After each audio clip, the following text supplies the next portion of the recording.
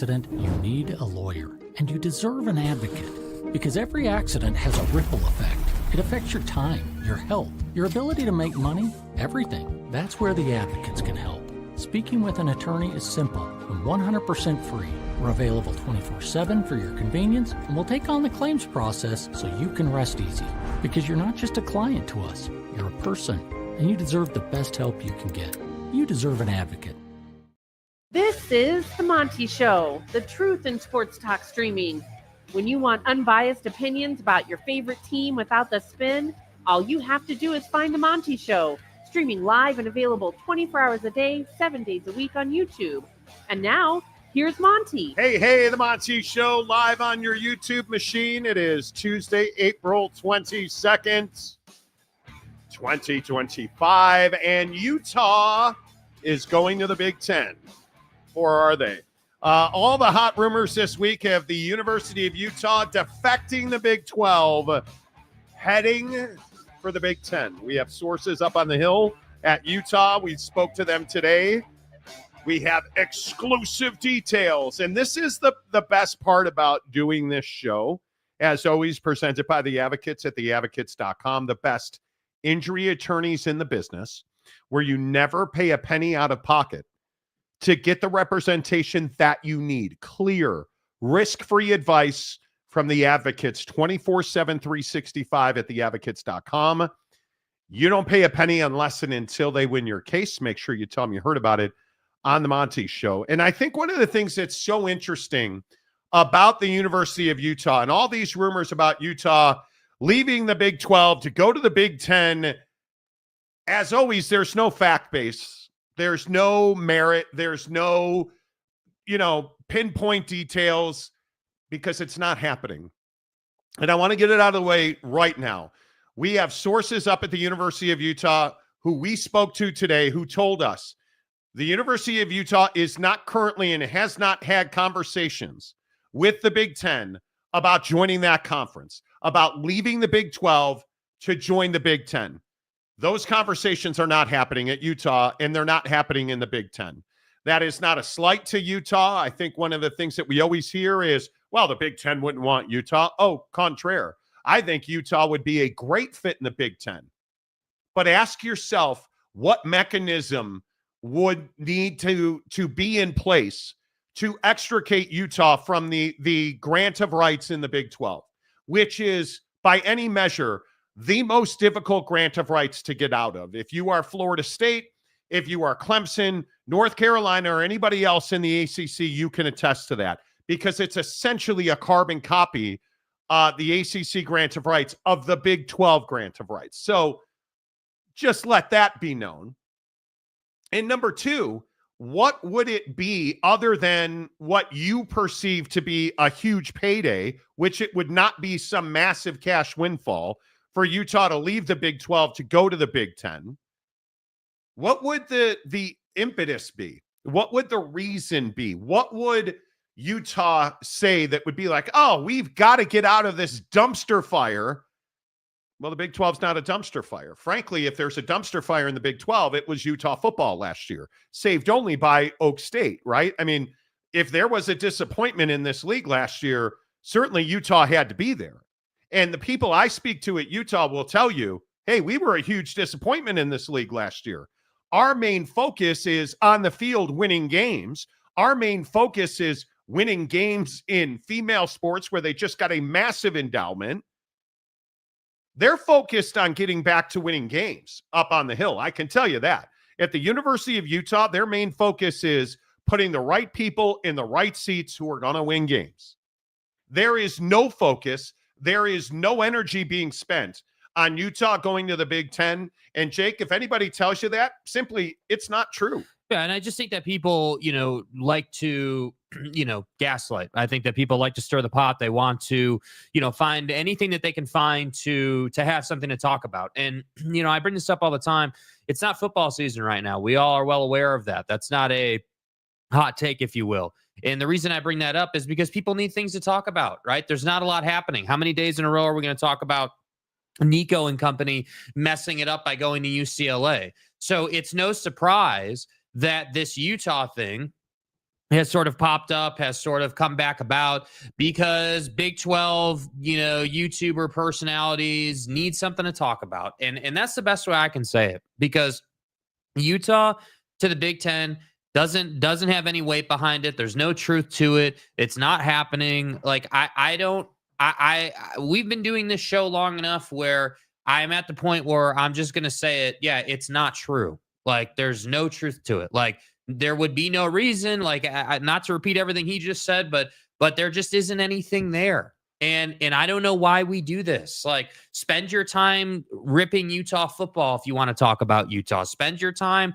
talking about how the Big 12 has to win more if you want to talk about the Big 12. But to sit here and make up story after story about how Utah is somehow changing conferences and somehow the Big 10 is a better fit for Utah than the Big 12, even though they're perfectly, in my opinion, Utah is perfectly set up to thrive in the Big 12. Like, as soon as I heard this, I said, yeah, this just doesn't make a whole lot of sense. Like, it just does not. And specifically coming off of one of the worst seasons their football team has had.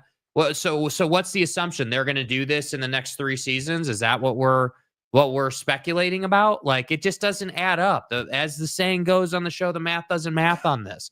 And unless it's on the back of an envelope in the old Pac-12. Unless it's on the back of an envelope, and then it must be true, and the great radio wizard has something to say about it. So I just sit here and I say, whether it's this, whether it's $600 million, whether it's Florida State's going to the SEC, whether it's, you name it, bro. Like, it comes out of the woodwork when there's no football happening on a football field. And I think the thing that stands out to me so much is just this idea that, they're just going to make a call. The moving trucks will be here.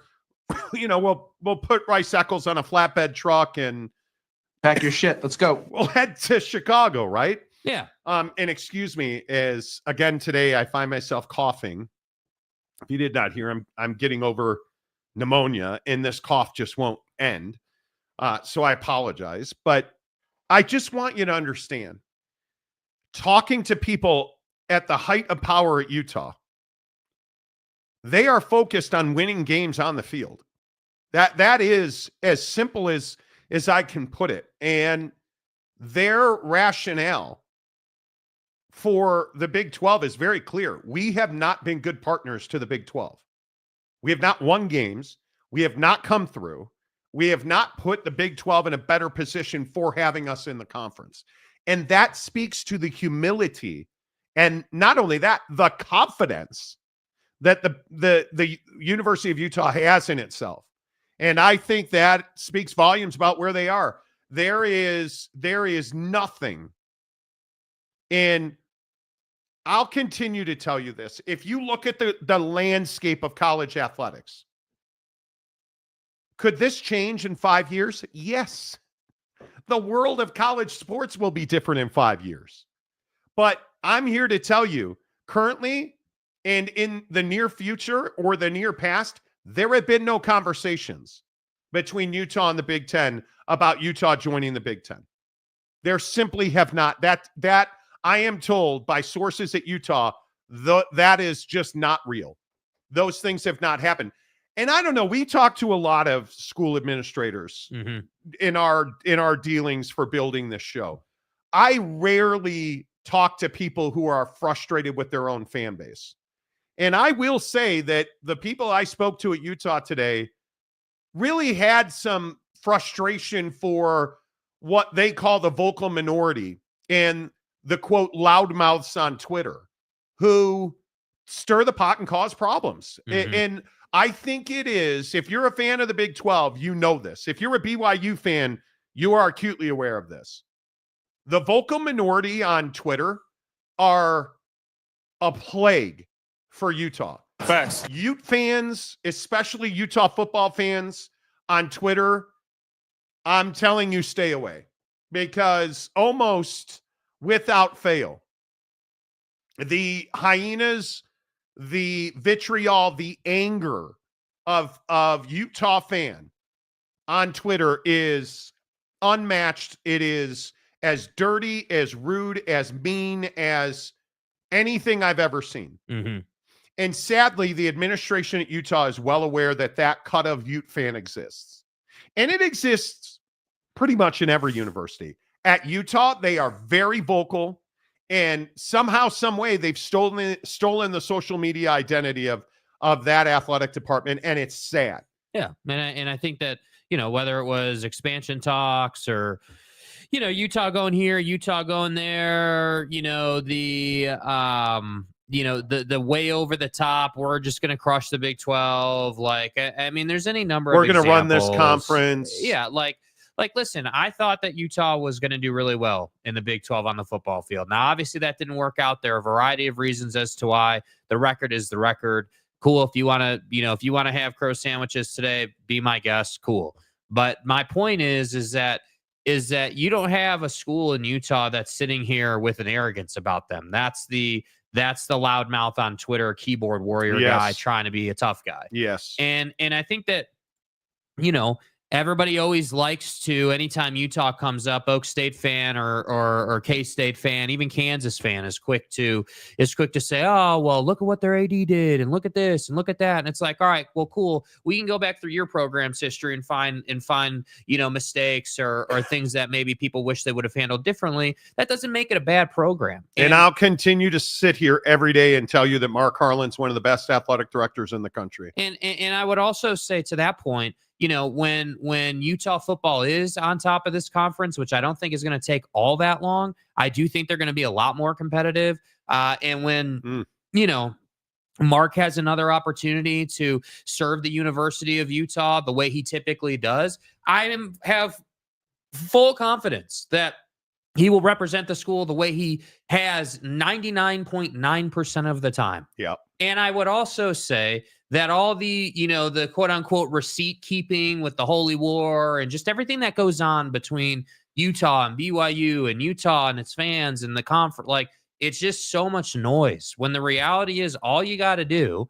And again, we've talked about it a lot on the show. We'll talk about it more. They've had a great offseason in the football program. Absolutely. You've done what I think everyone thought you needed to do, and they deserve a lot of credit for that. So this nonsense, I think, is so frustrating because, in my opinion, I think that, folks up on the Hill feel like, yeah, we were doing a great job. The football programs is moving in the right direction. We obviously had to move on for some people and brought some new faces in, and like, things are happening, things are developing, things are progressing. And then you look around and obviously, basketball is a different conversation. Obviously, that's a work in progress, and I would say at any school that athletics are in one of two situations. You're either winning and you win with regularity and nobody has to talk about it, or you're not winning enough and everyone just wants to hang on it. And unfortunately, the timing just wasn't great here. But that by no means means that Utah's going to the Big Ten, or that somehow the Big Ten's a better fit, or whatever the narrative or lie is on any given day. And I just think at some point, as YouTube viewers and as people who follow the cycle, you have to be able to delineate, if you will, between, hot take YouTuber or Twitter guy and actual, like, meaningful reporting on this stuff.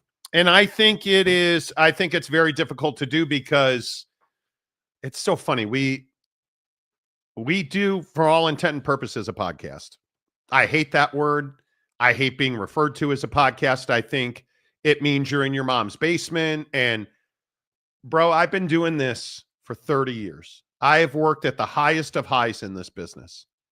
And I can tell you that one of the worst parts and one of the worst segments of sports media is the podcast host, YouTube guy who's got no credibility, no experience, saying that, hey, yeah, the Pac-2 is going to get $600 million.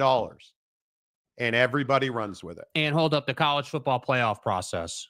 And that Kirk Schultz is going to, it's this BS that Utah's leaving the Big 12 to go to the Big 10, and that Utah hates the Big 12. Like, I can't tell you how many people we speak to, and I'm happy to stand on our track record. Yeah. People in television laugh at the notion that Kirk Schultz has any ability to hold up anything on his own. But I will never forget that conversation. I called multiple TV people that I know from my career, my experience. And one of the most powerful people in sports television, who is directly involved with the college football playoff. Hey, what is your thought on the ability of Kirk Schultz and the Pac-2 to hold up any change in the college football playoff? And this person laughed hysterically. Like to the point where I offered to bring them Depends in case they pissed themselves. They were laughing so hard. Like, I cannot tell you how funny people thought that was.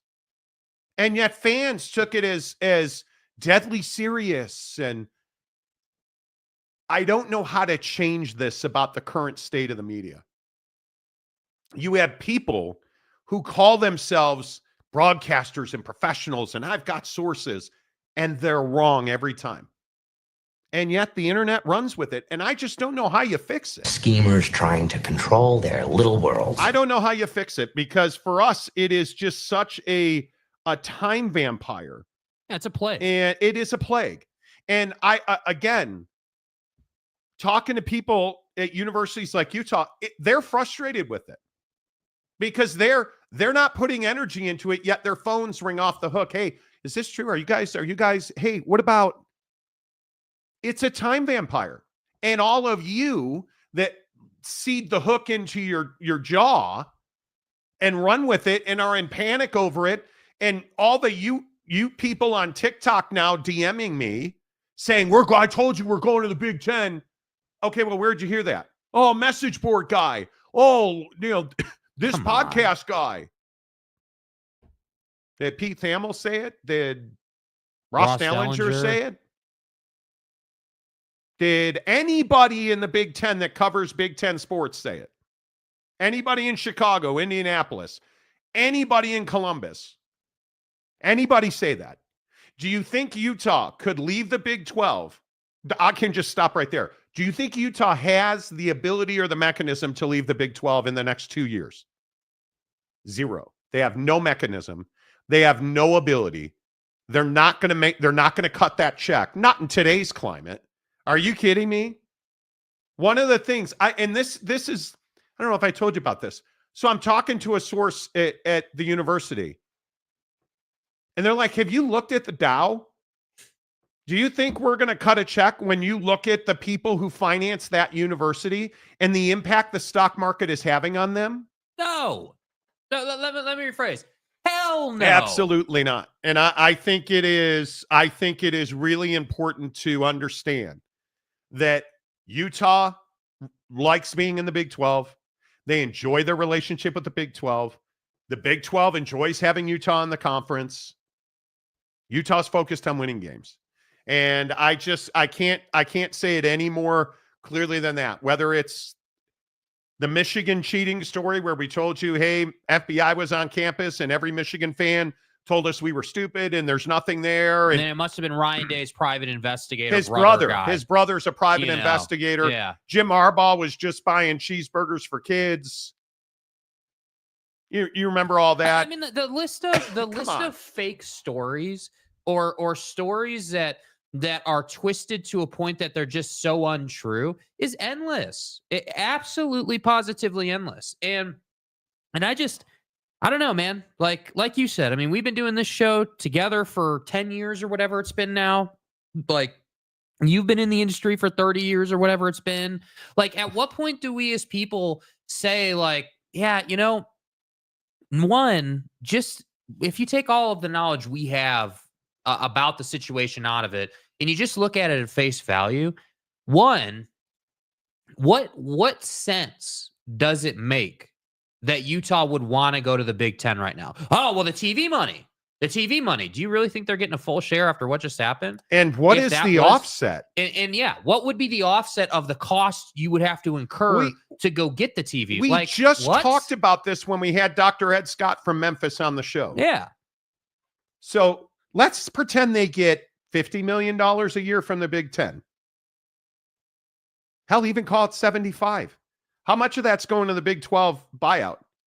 How much of that's going to lawyers to get a Big 12 buyout? If they can get out, how much of that's going to lawyers? How much of that? Are you out of your mind? Because they're just so wildly, and this is the part that I love to point out. I have yet to hear from anybody, anywhere, that's saying this rumor. What is Utah's reason? Are they unhappy in the Big 12? Is the Big 12 not making them enough money? I haven't heard the justification. All I keep hearing is, oh, the TV money, the TV money, the TV money.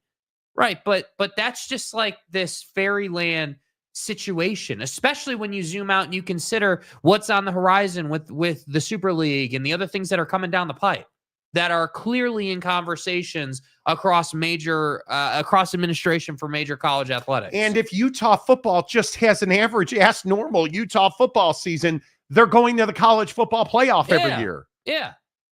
You're not getting that you're not getting that in the Big 10, which is loaded. Like it just makes no sense. So forgive me and us for being a little bit frustrated with these seemingly endless, rumor mill that just goes on. I mean, honest to God, it's got to be on a weekly basis. Has to be. Whether it's Utah, BYU, Michigan, some of the Oak State rumors of like. But I think the Michigan story is the best example. Yeah. Like if you just go back to the timeline on the Michigan story from the Connor Stallions, the original, hey, they sent people to other venues to videotape signal. No, they didn't. Sign stealer guy. You have no proof. Okay. Hey, when we broke this, we had the national story. We broke the national story that Tony Petitti was talking to the NCAA and they were exchanging evidence. We broke that story on this show.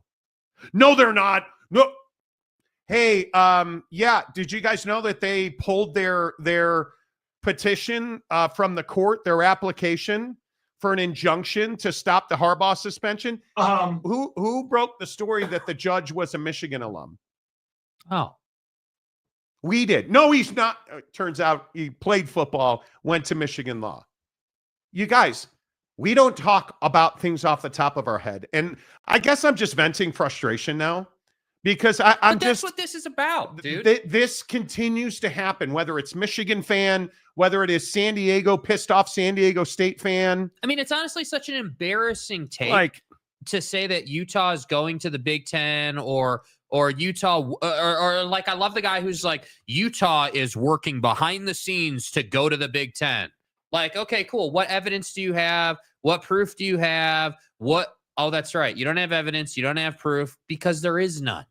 And that's really what this conversation's about. And if you're in the comments section, I don't know if you are or not, if we're seeing this, if you're complaining about the fact that we're, complaining about this, cool, have a nice day. But I am very much in a place with this where I want the average Joe sports fan, the dad, the household of four dad, that works his full-time job, isn't as plugged in, watches college football, tries to keep up. I don't want you to just go after the hook right away. Hit the panic button as soon as you read it on a message board. Why don't we, I know. Why don't we stay off the message boards and why don't we get our information from a variety of outlets so that we can account for the spin that those outlets typically put on it? And right? I would also point out, how many times have we talked about in the last 10 days since this started happening? How many times have we brought this story up? How about never? Never. And why did we bring it up today? Because we heard back from our sources. We talked to multiple people at Utah today and bounced what they said off of some TV industry people. And they all said it's rubbish. And all sides of this, and here's really why I'm pointing at this. All sides of this story, whether it is Utah, frankly, our people at the Big 12 commented me today. I think it's important to say that. I asked some folks that we know at the top of the Big 12. They didn't want to talk about it. All they would say is that Utah's been a great partner and they're thrilled to have them in the conference and they look forward to blah, blah, blah. Okay, great. But what did they say? Man, I'm tired of these conversations. Man, I'm tired of the podcasters. Like, do you understand? about a month ago, I was talking to somebody at the Big 12 who said, we're really going to do a much deeper dive on who has access to Big 12 Media Day. And I think they should. It's wild to me that you're giving. I hope that the bar is raised at Big 12 Media Day. Mm-hmm. And Big 10 Media Day as well, because that was kind of a wild, wild west last year. But I just think at some point, this echo chamber of, man, these guys are so full of crap. How do we deal with this? Like my guy in TV today, one of the guys I was talking to in TV today said, I wish I had a solution. And he likened it to a door on a storage unit. He said, I wish I could push all the podcasters into that storage unit and just close the door and lock it up and just leave them in there to talk to themselves. We'd all be better off. And I got to tell you, I totally agree. I think there are, you look at the smaller guy, like, and again, I've espoused my respect for a guy like John Kurtz. Like, it's not that kind of guy. It's all the other hyenas who call themselves experts. Oh, they're getting $600 million. They were never. And we say they're never getting $600 million. They're never getting $600 million. And what do? They go on their shows and they talk about us. And then they invite us on their shows and we won't go. And they get like, it's that crowd that just needs to disappear. Yeah. Because I'm telling you, it would be so much better off as a fan base. All right. Less of us, more of you on the Monty Show. As always, we are presented by the Advocates at theadvocates.com. I remind you, the Advocates are working in our communities to end childhood hunger. April, they are partnered with the Murray Children's Pantry. And one of the stories I always tell you is that a lot of kids survive on the school lunch programs, food that they get at school. But what happens on the weekends? Well, a lot of food pantries, the Murray Children's Pantry included, put together weekend bags so that when kids go home and they don't go to school, like think about this past weekend that just happened. Good Friday, Saturday, Easter Sunday. And then in the Catholic world, they were out of school on Monday as well. That's 3 to 4 days without the school lunch program. So you have somebody like the Murray Children's Pantry putting weekend bags together to feed hungry kids. You guys can make a difference. Thursday, between right now and Thursday, we need to raise $800. And I would ask you that, and I understand we've done that in 15 minutes on this show, but with where we are in the economy right now, excuse me, where we are in the economy right now, where a lot of us are financially, I understand that $5 is a ton of money. I am not questioning that. And hear me clearly on this. If you cannot afford to participate, if you cannot afford to donate, dude, there's no hard feelings. Don't feel bad about that. You are not alone. We are raising money for hungry kids because their parents cannot afford to feed them. And if you're somebody, I hear from a lot of people who DM me and say, hey, Monty, I'm sorry, I just don't have it right now. Dude, you got to look out for you. And I really appreciate all of the people who have donated tens of thousands of dollars to this show to make sure that kids have school clothes and backpacks and bicycles and food. So I ask you in this 5 minutes that I'm talking about this, consider making a donation to the Advocates on Venmo. $1, $5, $200. If you've got it in your heart and you've got it in your wallet, please make a donation on Venmo. Please don't send it to our tip jar because there are fees that come out of that. If you guys put it on Venmo, it goes directly to the Advocates who give 100% of that donation to the Murray Children's Pantry. Let's make a difference for hungry kids today, right now. Let's do that. Venmo, take a screenshot of your Venmo. Make the donation, put the Monty Show, and then whatever comment you want, put it in the comment section. On Thursday, we're going to give away 2 $100 Amazon gift cards. And we want to give them to you. Use it for Mother's Day. Use it for groceries. Do whatever it is you want to do. And if you win that gift card and you want to, I would even be open to, hey, splitting that gift card. Like, I don't care. However you want to do it, let's do it. Make a donation on Venmo to the advocates. Take a screenshot, DM it to Jake on Instagram. SLC Jake on Instagram. We'll show it on the show, and then we'll give away 2 $100 gift cards on Thursday. That's where we're at, man. And if you can help, please. Hungry kids it just should never happen. Mm-hmm. It just should never happen. And it's just something that we all can come together and stop. And if you have it in your heart and in your wallet, please consider. Jeremy Bolton, whoa, this afternoon show makes it difficult to be live. Mids, my guy, good to see you. Yeah. Good to see you, Mayor McCluskey. I appreciate you being here. Let's see. Where are we? Let's go all the way back to the top. Hold on. Chewy Gonzalez, first one in. Sitting here waiting like a jabroni for the show to start. Dodgers and Cubs. First pitch tonight in a series at Wrigley. Maybe we have some things to talk about, Chewy. Mike Smith. No, Utah is not going to the Big Ten. Mountain Mama knows. Hit the like button. Yes, please. We're right about 1,000 viewers right now. Yes, please hit the like button. We've had 998 views and only 39 likes. Please hit the like button. It really helps the channel grow. We are really trying to grow the interaction on this channel. I think you guys know that. It's why we ask you to comment. We read your comments. Please hit the like button. Please subscribe. And Ferris, you already got filtered, and I don't know what you did. So, congratulations. Water's wet.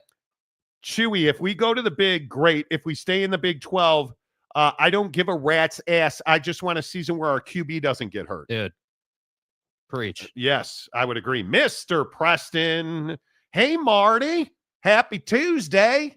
Good to see you, sir. The Buffalo Hunter, noted Utah fan. College football as a whole is ruined. This is a common sentiment.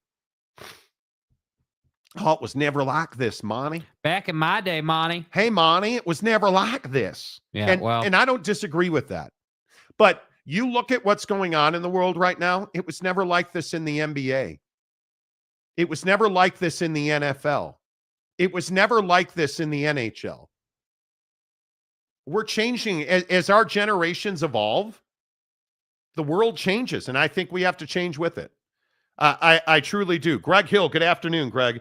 Won't believe it until I see it. Another San Diego State hype train. Yes, in fact, this is true. This is true. Buffalo Hunter, will all of the hot rumors include allegations of TDS boosters contacting Utah players? Those aren't rumors. That is happening. And you start looking at what is going on in the world of NIL and recruiting. And I know people will probably find this hard to believe. My friends, do you understand how heated the recruiting battle and the NIL battles in Utah are? Do you understand how difficult it is to get a recruit to sign a piece of paper and honor that signature? And in Utah, and I don't know how many people know this, we have legitimately stockpiled billionaires in this town for at least 5 years now. Longer than that. Yeah. Bro, the money's here. It is an absolute arms race. And I think BYU's got a significant lead, especially on the men's hoop side. One of the things that people I spoke to at Utah today said is we got to get our basketball program in line. We have got to win games. The men's team has to win games. They are really excited about the changes they made in Utah basketball. And I think they are acutely aware they've got to win games. And I don't mean in a couple of years. I mean right now. And I think that is Buffalo Hunter. You may have been tongue in cheek, but I don't think that you're that far off. Yeah. I really don't. Maury Alvarez, smash the like button. Utah wants to smash the Big Ten. Okay. TJ Beck, my guy, what's up? Happy Tuesday, Two Shakes and Monty, the girth. Monty the Girth. the Girth. Bro, are you calling us fat now? Or like, what does Monty, that mean? Be two holes. Monty the Girth. Okay. Not sure what that means, dude. I had 1,600 calories yesterday. Woke up this morning with 3 less pounds of girth. Wow. And if you want to lose weight, pneumonia works. I mean, if you want Can you measure it? Yeah, get some pneumonia. Because I've lost a good bit of weight with the pneumonia diet. Monty Show kids, you should give me the gift card so I can invest in my classroom. Maury Alvarez. Okay. Maury in again. Appreciate you, Maury. Your video was a big hit yesterday on the show. A lot of comments about that. Lots and lots of comments about that. As we talk about the University of Utah going to the Big Ten, as rumors have been swirling here in a Monty Show exclusive, we spoke to multiple sources at Utah today who have told us that they have not had any conversations with the Big Ten about joining the conference lately, before. They don't plan to have those conversations. Do you believe it? The one, Johnny on Twitter today went out of his way to say, well, what else do you think they would say? I don't know. I can tell you by the tenor and the tone of that conversation, I absolutely believe him. Yeah, I just don't think there's any point in when you say, well, what else would they say? Well, they're definitely not going to come out and say that they're, not going to the conference if they were, right? Like you wouldn't say that. So I just think it's, again, I just think it's scheming. I think it's a made up story. I think people don't have enough to talk about. I think when you pigeonhole yourself into talking about one conference every single day for the rest of your life, times can get a little difficult when you're not playing football. Smash the numbers. Ferris Khan says the Utah talk is a boring nothing burger. Let's talk about Bryce Underwood's era at Michigan instead. Nobody gives a rat's ass about Bryce Underwood. What era, dude? Nobody cares. What's he done? Nobody cares, legitimately. Dirty hits Utah against Utah quarterbacks by Baylor and Iowa State didn't help anything. You lost too many games. Last year was an absolute debacle. Stepanik, how are you? Speaking of not great year, Jesse Crum, hello, Locked On Podcast. Hey, man, everybody's got a job to do, right? Yes, phenomenal Hebrew. Rip Mike Patrick at ESPN. One of the truly nice human beings. Mike Patrick at ESPN passed away today. Brandon Butler, hello. The state of Utah does tribalism to a scientific level. Jazz fans, Coug fans, Ute fans, Silver Star keyboard warriors. Dude. You're not wrong. You're not wrong, bro. You're not wrong. Sal Capone, Arizona is joining the Champions League. I heard that, Sal. Yeah, wow. I heard that. Bro, how is that not the lead today? I mean, it's just incredible. Know. Stay home. I don't know. Mikkel Schwinger. Okay. Let me Schwing. Who the fuck is that guy? That is Schwinger. Yeah, swinging. Need more meat sticks, Monty. Yes, my friends at the Advocate sent me was there gabagool? A gat of turkey jerky. It was amazing. K-State has those fans as well, Steve Stepanik says. Yes. They do. Avery Johnson's a Heisman Trophy winner. Remember that? Yeah. I remember that. Dan Welch, Utah to the Big, switch Michigan to the Big 12. Nah, I'm fine. Podcasts do not include viewer comments. This is not a podcast. Well, I think what is it then? Because that's the problem. Podcast was such a niche and cool and cool kid club term for how long? And now anybody who turns on a camera is a podcaster. Anybody who's got, the plague in the industry for several years and still is, hey, we're doing a new podcast. And 3 episodes later, we got tired of putting in the work. Like, dude, as usual, it's the masses ruining it for those of us who actually do it full time. This is not a hobby for us. This is not something we do in the broom closet. We're sitting in a 6-figure studio. Bro, we're spending 7 hours probably at least a day doing this. Minimum. And that's probably being conservative some days. Today it was much more than that because of the volume of phone calls we made. Everything from calls to editing to topic research to time doing the damn show itself. I'm not complaining, but what I am saying is that is that, like, obviously shows don't go on forever for a reason. It's rare to see somebody do a show for 80 years, bro. Like it takes work, man. It takes a level of effort. And that's honestly for me is what frustrates me. Is it's like, oh, well, hey, buddy over here who, you know, like claims these things and claims that he's reputable and claims that he has credibility, says one thing and everyone jumps on it, but we're telling you the truth. And it's like, all right, whatever. Roche says we're god tier trolls at Utah, apparently. Indeed. You know, Capazzo says Bryce who? Michigan, nothing but garbage. Let the kid take a snap in a real game first. Like, it's remarkable to me. And it's why we don't read many of Ferris's comments, because he is so irrational most But of with the all due time. respect, you're exactly who I'm talking about, dude. You're a Michigan guy trying to come on a sports show Who and has just a talk podcast, Michigan. right? Yeah, like Go do it on your podcast, yours, dude. Don't come into our comment section trying to talk about some wannabe Hall of Famer at Michigan, dude. Will the kid be good? I don't know, but I don't want to talk about him today. Yeah. Stepanek says, I agree. Utah to the Big Ten is fake news. Carl Adams. Carl, good to see you, my friend. Utah is far down the Bigs list behind North Carolina, Virginia, Notre Dame. Okay. And one particular person I talked to in TV, I'm sending Shannon Sharpe to your house to choke you out. Because that was a joke. That was a joke. It was a joke. Okay. I was allegedly.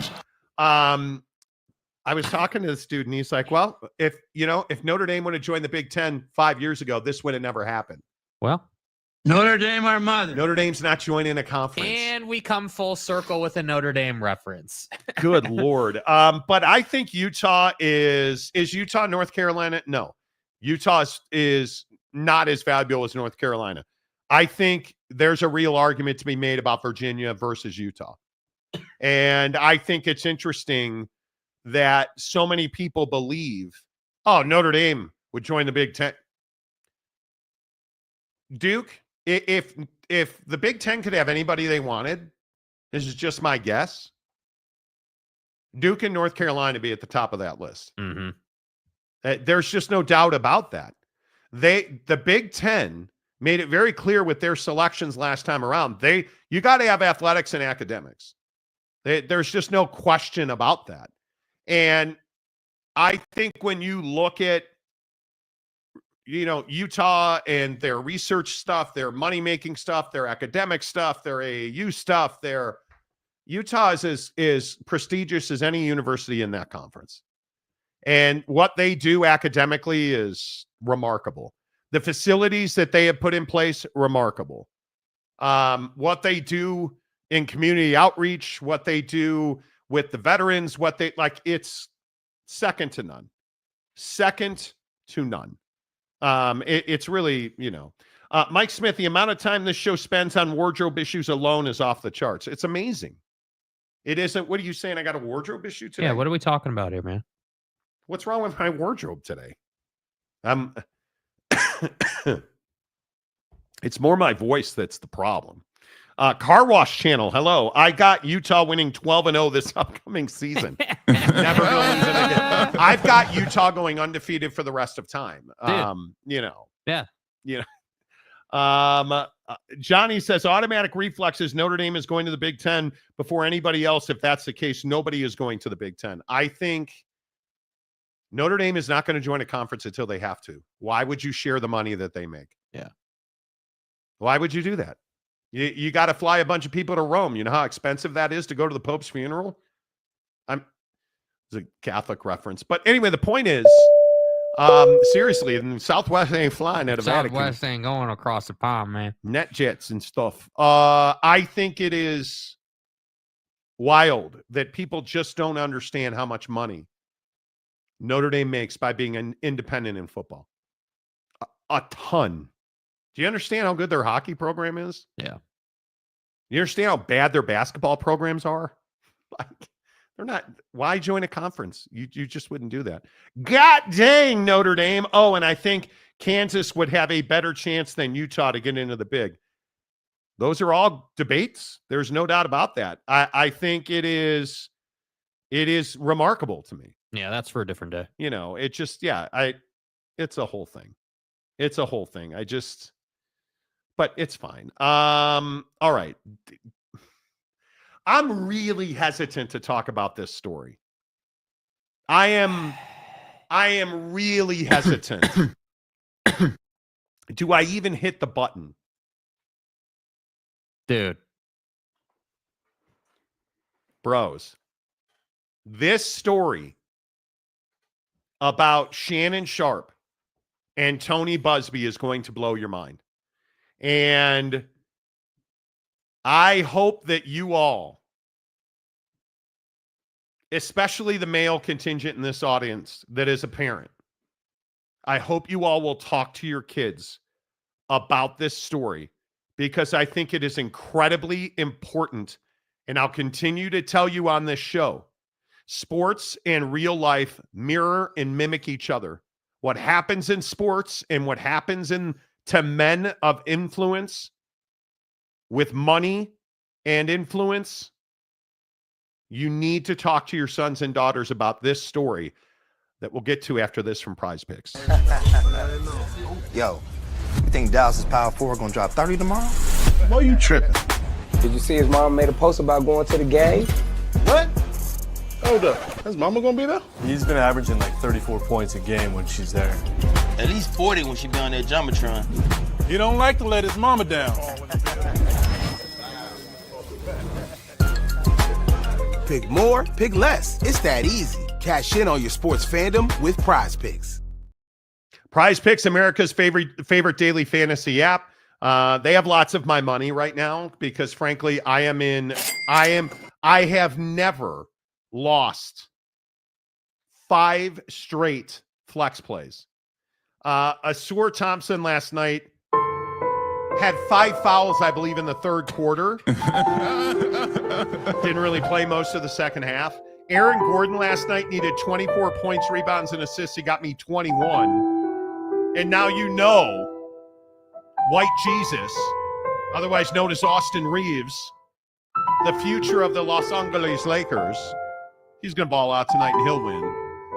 But coming up in about an hour and 10 minutes, we're going to have a baseball prize pick that is going to win. I guarantee it. All you have to do is download the Prize Picks app, use the promo code Monty to open a new Prize Picks account. You deposit $5, they'll give you 50 more. When you download the Prize Picks app, use the promo code Monty. Don't choke on it. Use the promo code Monty. You deposit $5, they'll give you 50 more instantly. It's the best daily fantasy promo I've ever seen. Get it right now in the Prize Picks app. All right. And I hesitate to bring this up.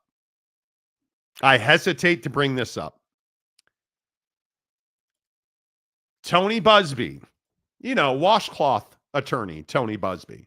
He represented all the massage professionals who were suing Deshaun Watson.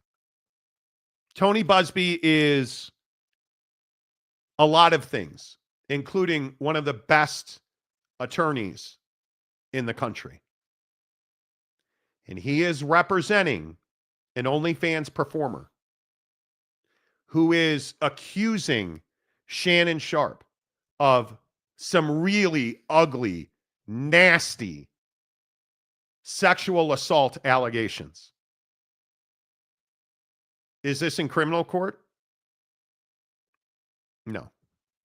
These are allegations of a civil nature where, according to TMZ, through Shannon Sharpe's attorney, Shannon Sharpe has offered at least a $10 million payday to settle this before it went public.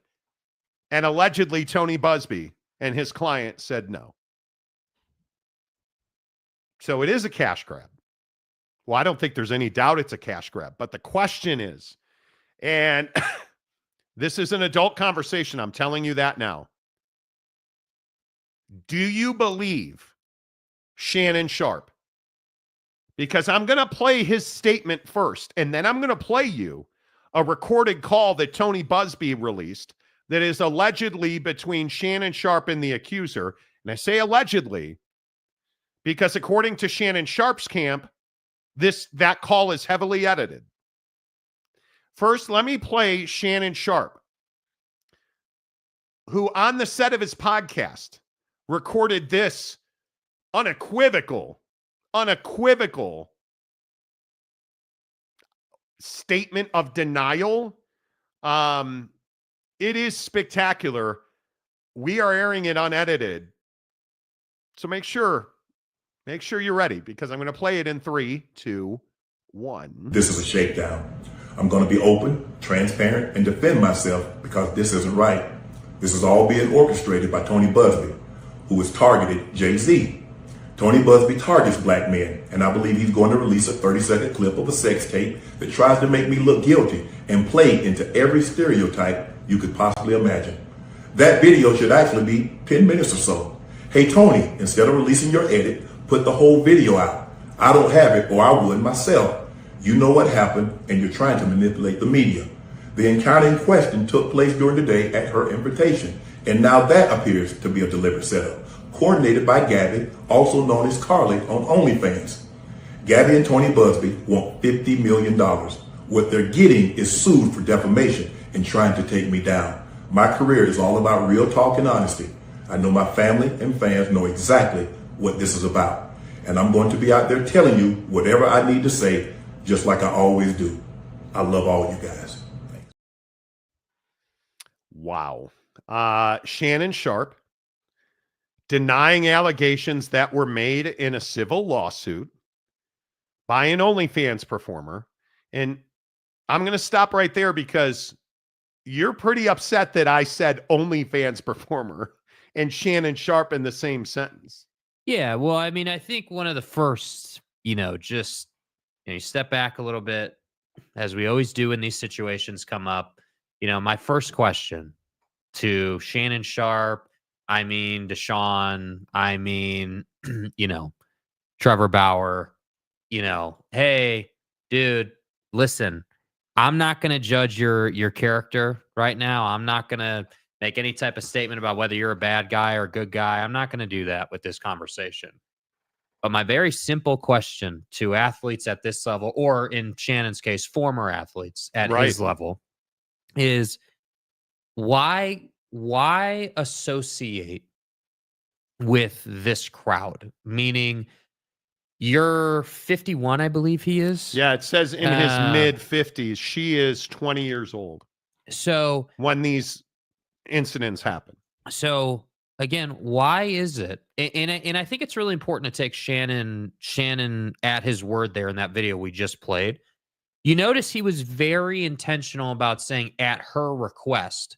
Okay, so if we go with that story, because we don't frankly know, nobody knows what the whole story is here. That's the fact. The public does not know the full story. So if we take Shannon at his word, and this hypothetical alleged scenario goes down where this OnlyFans creator, and Shannon somehow connects, they get together and Shannon, they met at a gym. Shannon agrees to do stuff with her, a video or whatever the agreement was. Why would you associate with that? Why put yourself in a position to be, to be taken advantage of on some level, to be leveraged, I guess would be the proper way to say it. That's the way to say it. I mean, you're a multi-millionaire who's about to sign a $100 million broadcast deal for a podcast. And you met this woman in 2023, according to TMZ, at a gym when she was 20 and he was in his mid-50s. She stated in court documents during the first encounter, Sharpe told her he would buy her fake enhancements if she won a weight loss competition. She wrote in the suit that Sharpe proceeded to pursue her relentlessly, calling, texting, quote, demanding she come to his Beverly Glen mansion. The woman stated she and Sharpe ultimately got into a consensual relationship, though she described it as controlling and verbally abusive. Quote, he demanded complete control over her time and body, Tony Buzbee wrote in Jane Doe's suit, expecting her to be at his house on his schedule at his command whenever he called. The woman claims that there was one argument in particular that terrified her when he yelled at her while a firearm was visible in the room. Okay, so let's recap what I take away from that. Mm-hmm. You had a fight. She alleges there was a gun in plain sight and she was feared for her life. you're basically saying that you thought there was a possibility he was so mad he was going to pick up the gun and shoot you. Those are my interpretations of that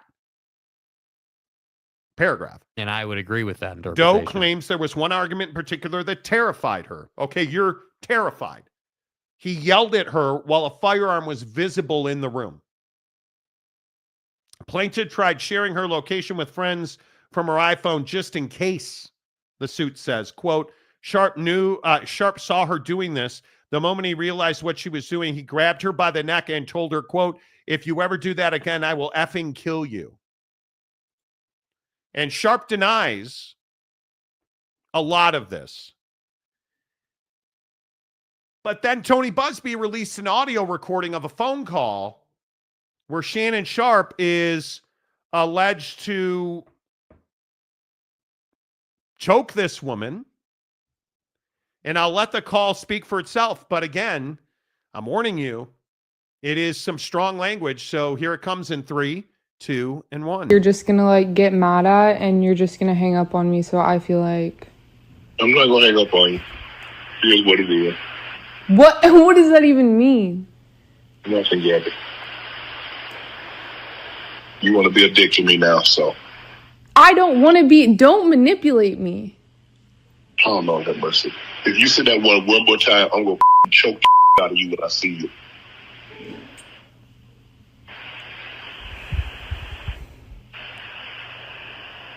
Thank you. Well, I don't want to be choked. Yes, you do. I don't think you have a choice in the matter. Well, thank you, TMZ, for the clip there. What's the problem with that, Jake? Well, there's allegedly evidence of her wearing a collar during a consensual sexual episode where she's being choked while they're having sex. Allegedly, yes, to your point. And there's also in the TMZ dive into this story, and we're not showing these intentionally, but there are, again, more Buzbee released, text messages that are allegedly between the creator and Shannon. Oh, and it's gnarly. And it's really, really like the things heinous. That this woman in those text messages, the things that this woman and Shannon Sharpe talked about are some of the most graphic texts I have ever seen between two adults. And you can go and find them. Yeah. So, the hard part for me with these situations is, they're just really tricky. It's, if you hearken back to, Trevor Bauer's situation, Trevor Bauer is guilty of nothing more than people just think he's weird at this point. Like, there was nothing that he did that was illegal, that bore out in court. The girl got laughed out of court in that situation. So I think of that situation. The Deshaun thing is the Deshaun thing. We'll never really quite know exactly what happened because there was so much buying out and paying off and silencing happening. So I don't know what really, I think we have a good idea, but we don't really know. And then in this situation, I have no idea, dude. Honestly, I have no idea. I tend to lean towards this does kind of feel like a cash grab because, allegedly there was that $10 million offer. They said no. And now we're in this place where we're playing this whole game where it's like Buzbee's releasing alleged phone calls that are Shannon Sharpe and the girl. And I have to say, just as someone who messes around with video and audio, that does feel pretty choppy to me. That doesn't feel like a conversation that's, how like when you listen to a conversation and there's flow to it and there's it sounds like to me audibly, hey, we're recording the call from her side of the phone on an external device. Yeah. And then Shannon's like in a car or something. And then we're just going to kind of put that together, which quite frankly, just being transparent is not hard to do. And I think it's really important. He says this is a heavily edited tape. Yeah. And that there is far more to that conversation.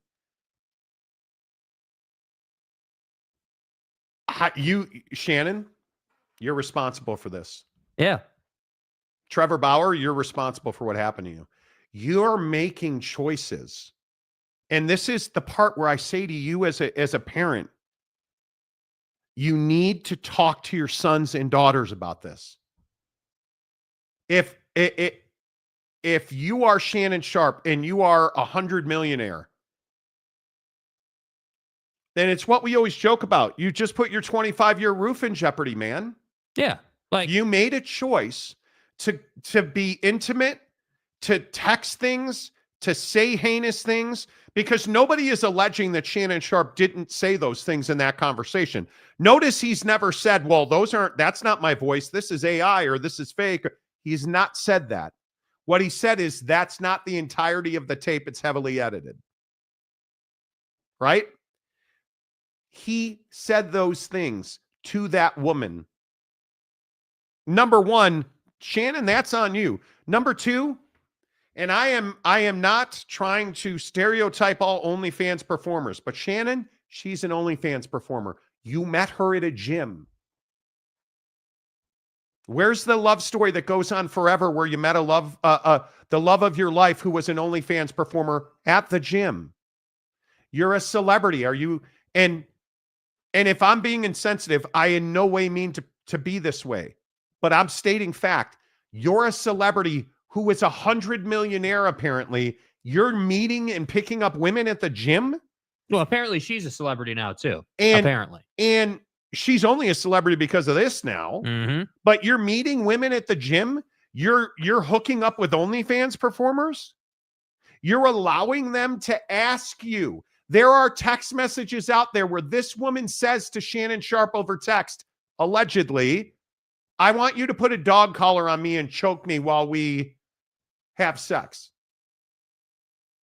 Shannon, the answer's no. The answer's no. Because I'll continue to say what I have said every single time. Trevor Bauer, Shannon Sharpe, the Kennedys, Bill Clinton, you name the powerful guy. If you are going to have relations, physical, sexual relations, with somebody who has everything to gain and nothing to lose, you're the loser. You're the loser. Shannon Sharpe, Trevor Bauer, you're the loser. Because the San Diego Padre fan, Mike Clevenger's former love toy, who you then had sex with, Trevor Bauer, and you did all those things allegedly to, that you haven't really denied. Did you lose or did she lose? She didn't lose. You lost. Shannon Sharpe, are you going to lose or is this woman going to lose? Deshaun Watson, how much money did you pay professional massage women? You're Deshaun Watson. You're one of the richest athletes in the NFL, and you're showing up wearing a washcloth to a massage, allegedly. Are you out of your mind? It cost you your NFL career. And I don't understand it. They continue to make the same mistake after the same mistake after the same mistake. Shannon Sharpe, I don't know if he did everything that he's being accused of. Right. Is Tony Buzbee out there chasing an ambulance? I think he's an elite attorney. Yeah. And elite attorneys don't chase ambulances. They chase paydays.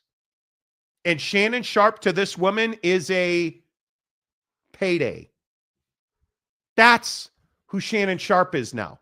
How's that $100 million podcast deal going that you were negotiating while all this was going on? You're never unwinding this watch. You're now that tape is out there, dude, where you talked about, I'm going to choke you next time I see you. Mm-hmm. Right? And you don't have a say in the matter. And it's not her words that we have to wonder about because it's your voice and you're not denying, you're not claiming this is fake. You're just going to like get mad at and you're just going to hang up on me. So I feel like I'm not going to hang up on you. Here's what it is. What does that even mean? Nothing, Gabby. You want to be a dick to me now, so. I don't want to be, don't manipulate me. Oh, Lord have mercy. If you say that one more time, I'm going to choke out of you when I see you. That's allegedly Shannon Sharpe in his own words. That's awfully tough to run away from, man. And again, I don't even, and I want to play his statement again. I think it's that important that he is heard in his own voice. I don't even disagree with him that this is you want to call it extortion? The problem is, Shannon, she's an OnlyFans performer. Sex is her business. Sex is her business. And she is, in my opinion, performing her business at your expense. This is a shakedown. I'm going to be open, transparent, and defend myself because this isn't right. This is all being orchestrated by Tony Buzbee, who has targeted Jay-Z. Tony Buzbee targets black men, and I believe he's going to release a 30-second clip of a sex tape that tries to make me look guilty and play into every stereotype you could possibly imagine. That video should actually be 10 minutes or so. Hey, Tony, instead of releasing your edit, put the whole video out. I don't have it, or I would myself. You know what happened, and you're trying to manipulate the media. The encounter in question took place during the day at her invitation, and now that appears to be a deliberate setup, coordinated by Gabby, also known as Carly, on OnlyFans. Gabby and Tony Buzbee want $50 million. What they're getting is sued for defamation and trying to take me down. My career is all about real talk and honesty. I know my family and fans know exactly what this is about. And I'm going to be out there telling you whatever I need to say, just like I always do. I love all you guys. I don't even disagree. It's a shakedown. Dude, you want to call it shakedown? That's fine. You made your bed here, dude. You opened the door. You got involved with people who do this for a living. You like, and that's right? That's the part that I just really struggle with Shannon here, bro. Like who did you think you were dealing with? I mean, do you understand that as an OnlyFans creator, they call them, you're in a place where you have decided, hey, I'm going to sell my body to make money. That's what you're doing. You're creating content on the OnlyFans platform for people to, obviously pay for. And so this story of, hey, I was at the gym, met this girl. Turns out she's a, OnlyFans creator. Okay, cool, bro. But the idea that in your statement there, you're like, hey, let's release the whole video. The whole video is actually 10 minutes, and I would release it, but I can't because I don't have it. So now I got to ask the question, well, geez, Shannon, why don't you have the tape? Oh, that's right, because it wasn't your content, right? It was her content that you were making for her account. That's the problem here. And so now what's happened is one thing's led to another. And this went from, hey, I met you at the gym and let's have some fun and let's make some new videos and, let's post some videos and get some views and get some money. And, you're doing me a favor we got from there to this place now where she's civilly suing you or whatever through Tony Buzbee to try to get money out of you. So again, I don't think that, and maybe this is me being naive. I'm not 100 millionaire. I didn't play in the NFL. I'm not 6'8" or 6'6" or however, tall Shannon is and ripped out of my mind, right? Like I'm not that guy.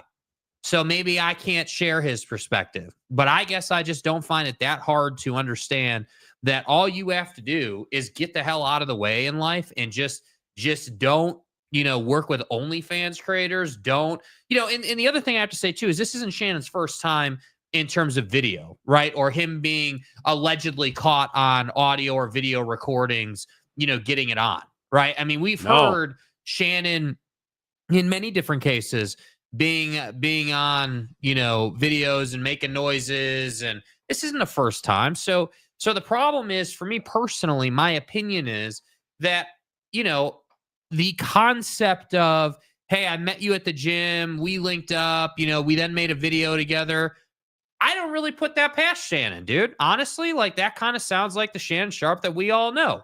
A talking head guy who went from Fox and then now is at ESPN and doing this podcast thing. And like, that's kind of what Shannon sounds like. That's a pretty, I feel like, fair portrayal.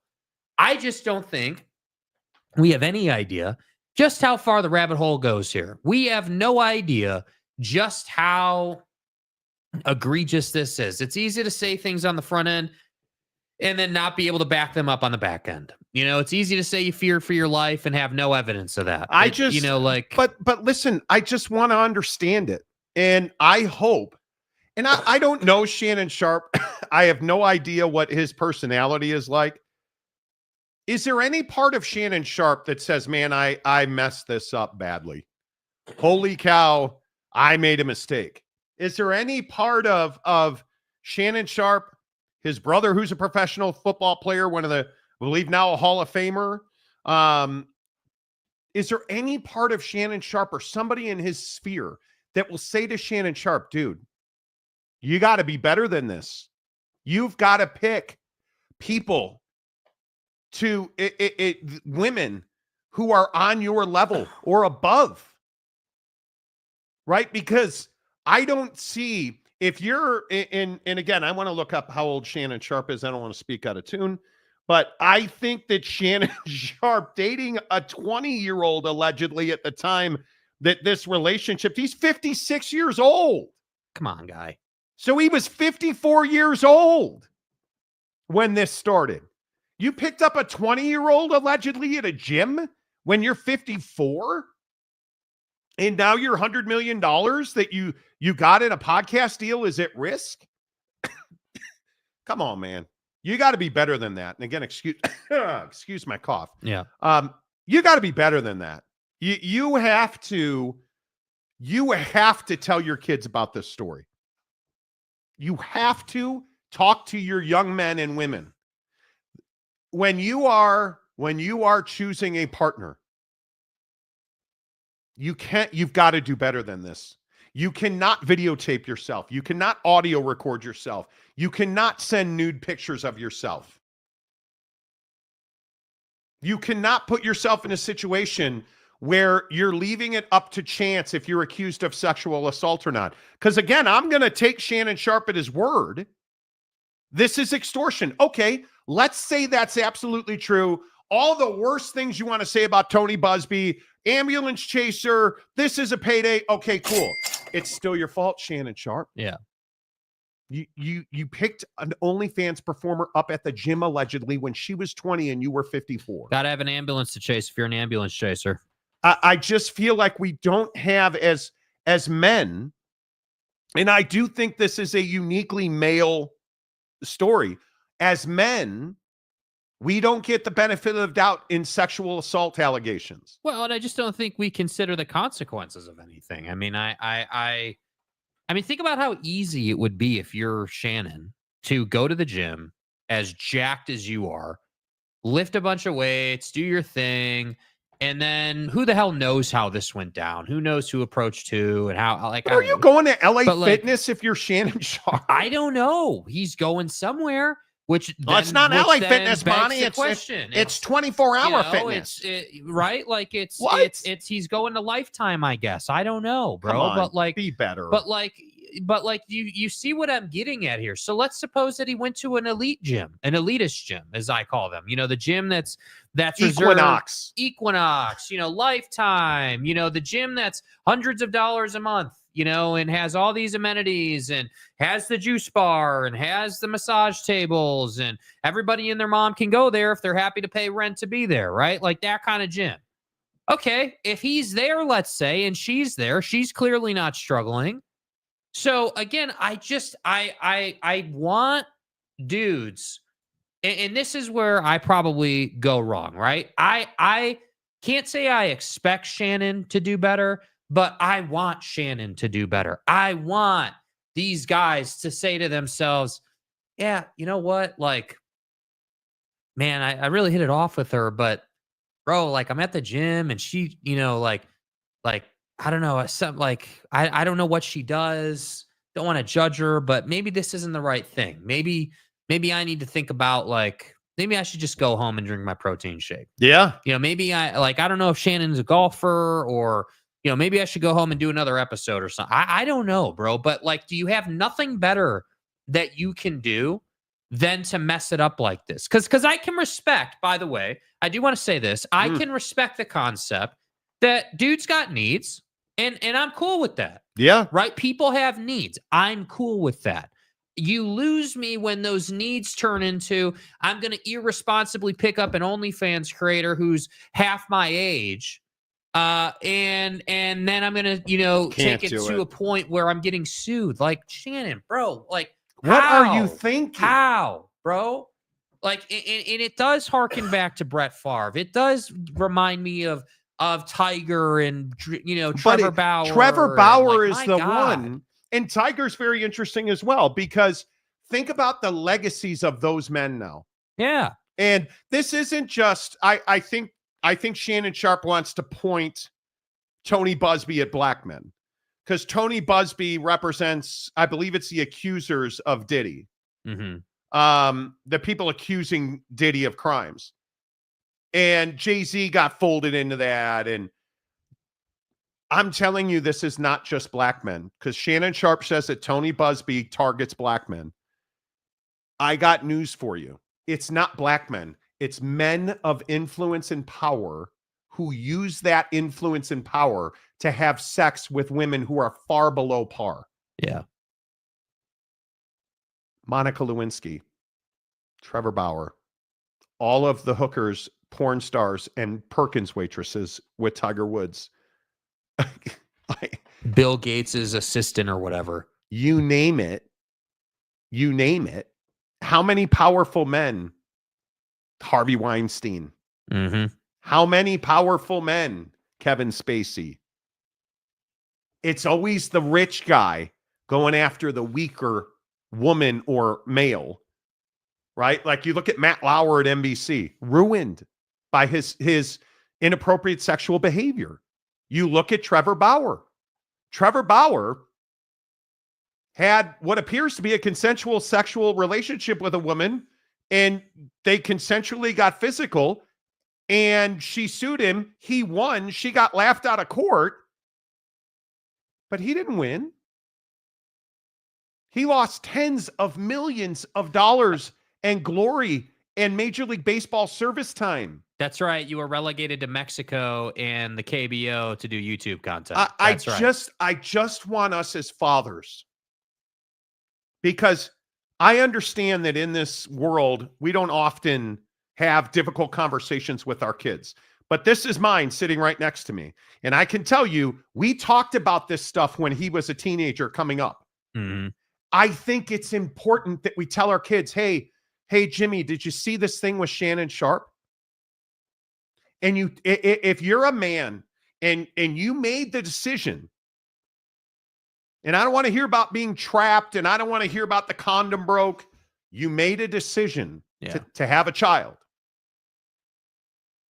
Part of that decision-making was that you were going to raise that child and put them in the best position possible. That includes tough conversations. Because when Trevor Bauer happens and Bill Clinton happens and Harvey Weinstein happens and Shannon Sharpe happens and Tiger Woods happens, you've got to say, hey, Jimmy, we got to talk about this. Shannon Sharpe, he's, you know, did you see he just signed that $100 million podcast deal? Well, now he's being accused by a young 20-something girl of sexual assault, and it includes a sex tape, and the allegations are asking for $50 million, and his career is probably ruined. Hey, Jimmy, what does that mean to you? What do you take away from that? Do you know how impactful that conversation is when Jimmy's at a college party and maybe the girl at the college party that he has a crush on is drunk, and maybe they're alone in a bedroom and Jimmy's got a decision to make? That's where I'm talking about this. Yeah. Right? Because we as men make so many decisions that put ourselves in these really difficult spots. And now we're talking about a guy in Shannon Sharpe whose talent didn't end on the football field. He is a very talented creator who's now more focused on a lawsuit that he says is a witch hunt or extortion or whatever the word you want to use, a cash grab, whatever you want to use. And the problem is Tony Buzbee is a dog on a raw piece of meat. Ask Deshaun Watson. Yeah. So I'm curious what you guys think. I'm curious where you guys come down on this. I take this really seriously. I think it is a very, very, very important moment in time. And yes, Jay McClanahan, how can you be that well off and stupid at the same time? This was horrible decision-making, in my opinion, by Shannon Sharpe.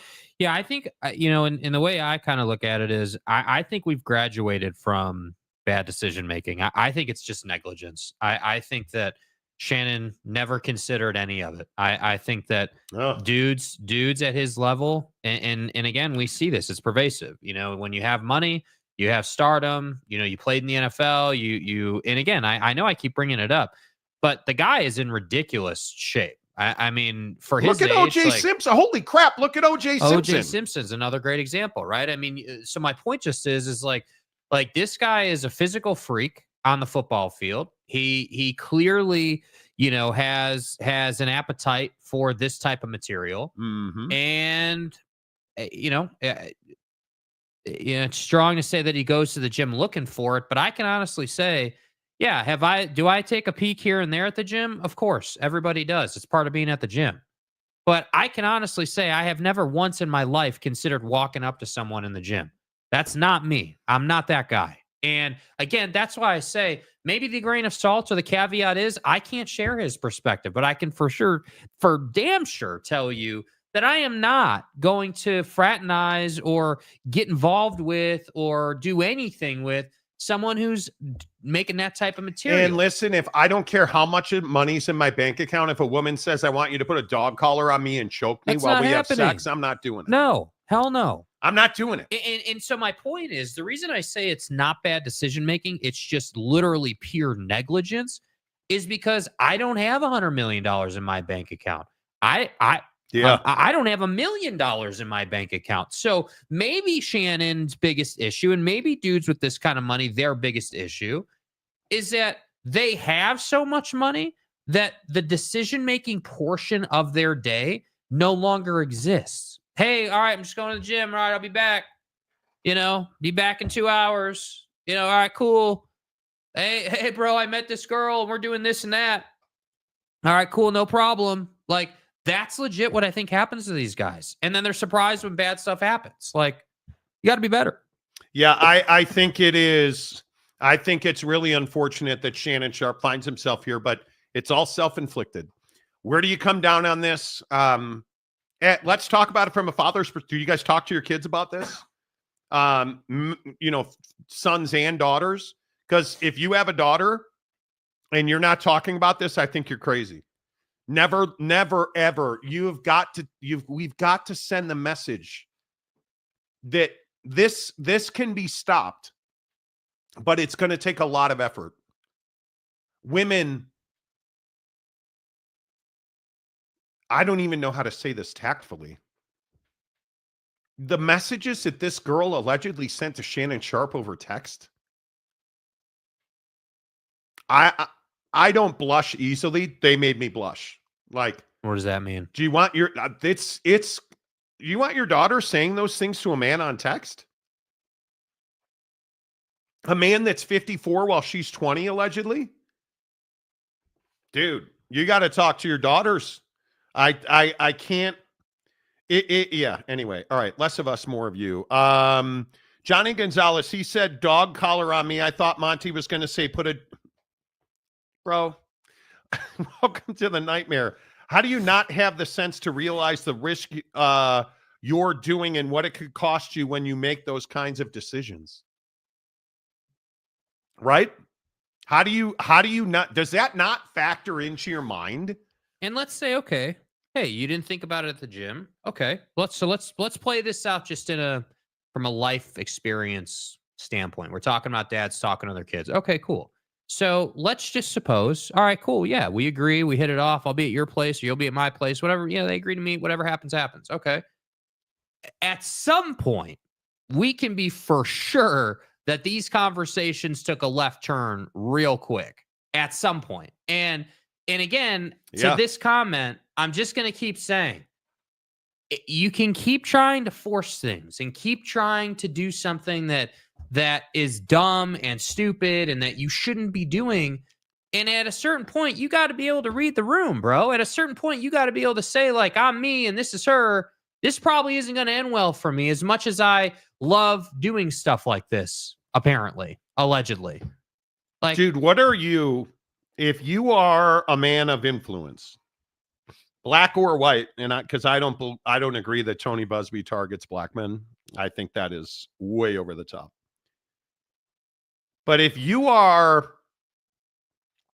Shannon Sharpe and your phone rings and it's Tony Buzbee, what is your first reaction? Dude, this is a code 10 abort. What do you, I don't even. If it's me you want to talk to, perhaps we can arrange a meet. I mean, this is the same guy that is prosecuted the right word? Clearly not, but who brought down Deshaun Watson. This is the same guy that represented families in litigation against BP for the Deepwater Horizon spill. I read all about that today. I mean, this is a guy that got, what was it, $750 million against Travis Scott on behalf of 120 victims who died during the Astroworld Festival, that crowd crush thing. That was Tony Buzbee. I mean, it is. This is a dude. I agree with what you said earlier. You said it perfectly. This is a dude that looks for opportunities to make money by identifying situations that involve, men 9 times out of 10 who have a lot of influence, and because of that influence have a lot of money and have something to lose. So Texas Attorney General Ken Paxton. So what Shannon should have said, he represented by Tony Buzbee. What a better description would have been, because I agree with you, Tony doesn't have a track record of just going after black men. I agree, way over the top. Are the athletes of recent, have they been black men? Yes, they have. But that's just how it's worked out. Like, this guy's got a track record of saying, okay, victim, alleged victim, plus entity or person with money, let me get in the middle of that thing and leverage the hell out of them until they quit. That's his formula. Hard to argue with that. So no, it's no surprise that Shannon, in his statement, said release the whole tape. Why would he do that? Why would anyone do that? Why would Tony advise his client, Jane Doe, to release the whole tape? That potentially, I don't know, I haven't seen the tape, but potentially would remove the leverage from the situation from their side. So he's not going to do that. So the point just is, Shannon, once again, here we are, back to the top, yellow brick road, back to, you made a dumbass decision in the gym that day that's now potentially going to cost you, $50 million. And all I have to say is, my God, what would I do, or what mistakes would I make if I had $50 million? And I want to read a quote from Tony Buzbee's Instagram post on this lawsuit. He said, "This is not the first time Mr. Sharpe has faced allegations of mistreating a woman. He was also sued in New York for alleged aggressive and inappropriate behavior, detailed extensively in that lawsuit." Here's the cash. Instead of owning up to his actions, Sharpe has chosen to mislead his lawyers, the public, and double down, this time by doxing Jane Doe and attempting to humiliate into silence this woman who is 30 years his junior. Ouch. I don't even know what you see what I mean? You see how that's written? Like, and again, I'm not some Tony Buzbee advocate, right? I'm just merely pointing out who Shannon's dealing with here. You're not dealing with some schmuck. Dude, you're dealing with the shark of sharks. You're dealing with the dude who says, yep, I'm putting on my 18-piece suit today, driving the Aventador up to the office, and I'm taking this dude to the woodshed. That's what that is, man. This guy has zero fear of you, bro. So, yes, Shannon, in my opinion, your ass is not getting off of this for probably anything less than, I don't know, if they're asking 50. I mean, you're probably on the hook for at least half of that, I would guess. Did I mention that he's going after Andrew Tate as well? Right? Like 3 days ago on Tony Buzbee's Instagram. Late yesterday, we obtained a restraining order against Andrew Tate in LA County or in LA Los Angeles State Court. That order from the judge prohibits Tate from any further attempt to have any contact whatsoever with my client. I'm not going to say your name. As expected, Tate's internet army of misguided minions, to include his U.S. lawyer, attacked and ridiculed her for having the courage to take steps to protect herself. Tony Buzbee does it. This is you pay the money. Yeah, just cough it up, dude. Pay the money because you made the mistake. You wrote this check that you're going to pay in this case because you're going to pay it, in my opinion. You wrote this check several years ago when you met her at that gym. The moment you met her at that gym, then the moment you figured out she was on OnlyFans, and then the moment you decided that you wanted to have a physical relationship with her, you decided that you were willing to write a check. Which I also think is another huge problem for these guys. Ugh. They've never feared having to write a check until now. Nope. No, they have not. Let's see. Yeah. Blackman got picked up in Stillwater. That's one of the craziest stories. Yeah. Great receiver. Another guy. Like, we've got to do better by people. Yeah. We've got to do better by people. That to me, that is that's a big deal. Jay McClanahan, he should have called Big Daddy Magic for entertainment versus a road he went on. You ain't even kidding. My question, he said 10-minute video. I'm not the one that usually watches porn, but OnlyFans usually lasts around that ball range. Oh, our OnlyFans video is 10 minutes. I have no idea. I've never used OnlyFans. Yeah. Brandon Butler, the problem is everyone thinks they're exception to the cause and the effect.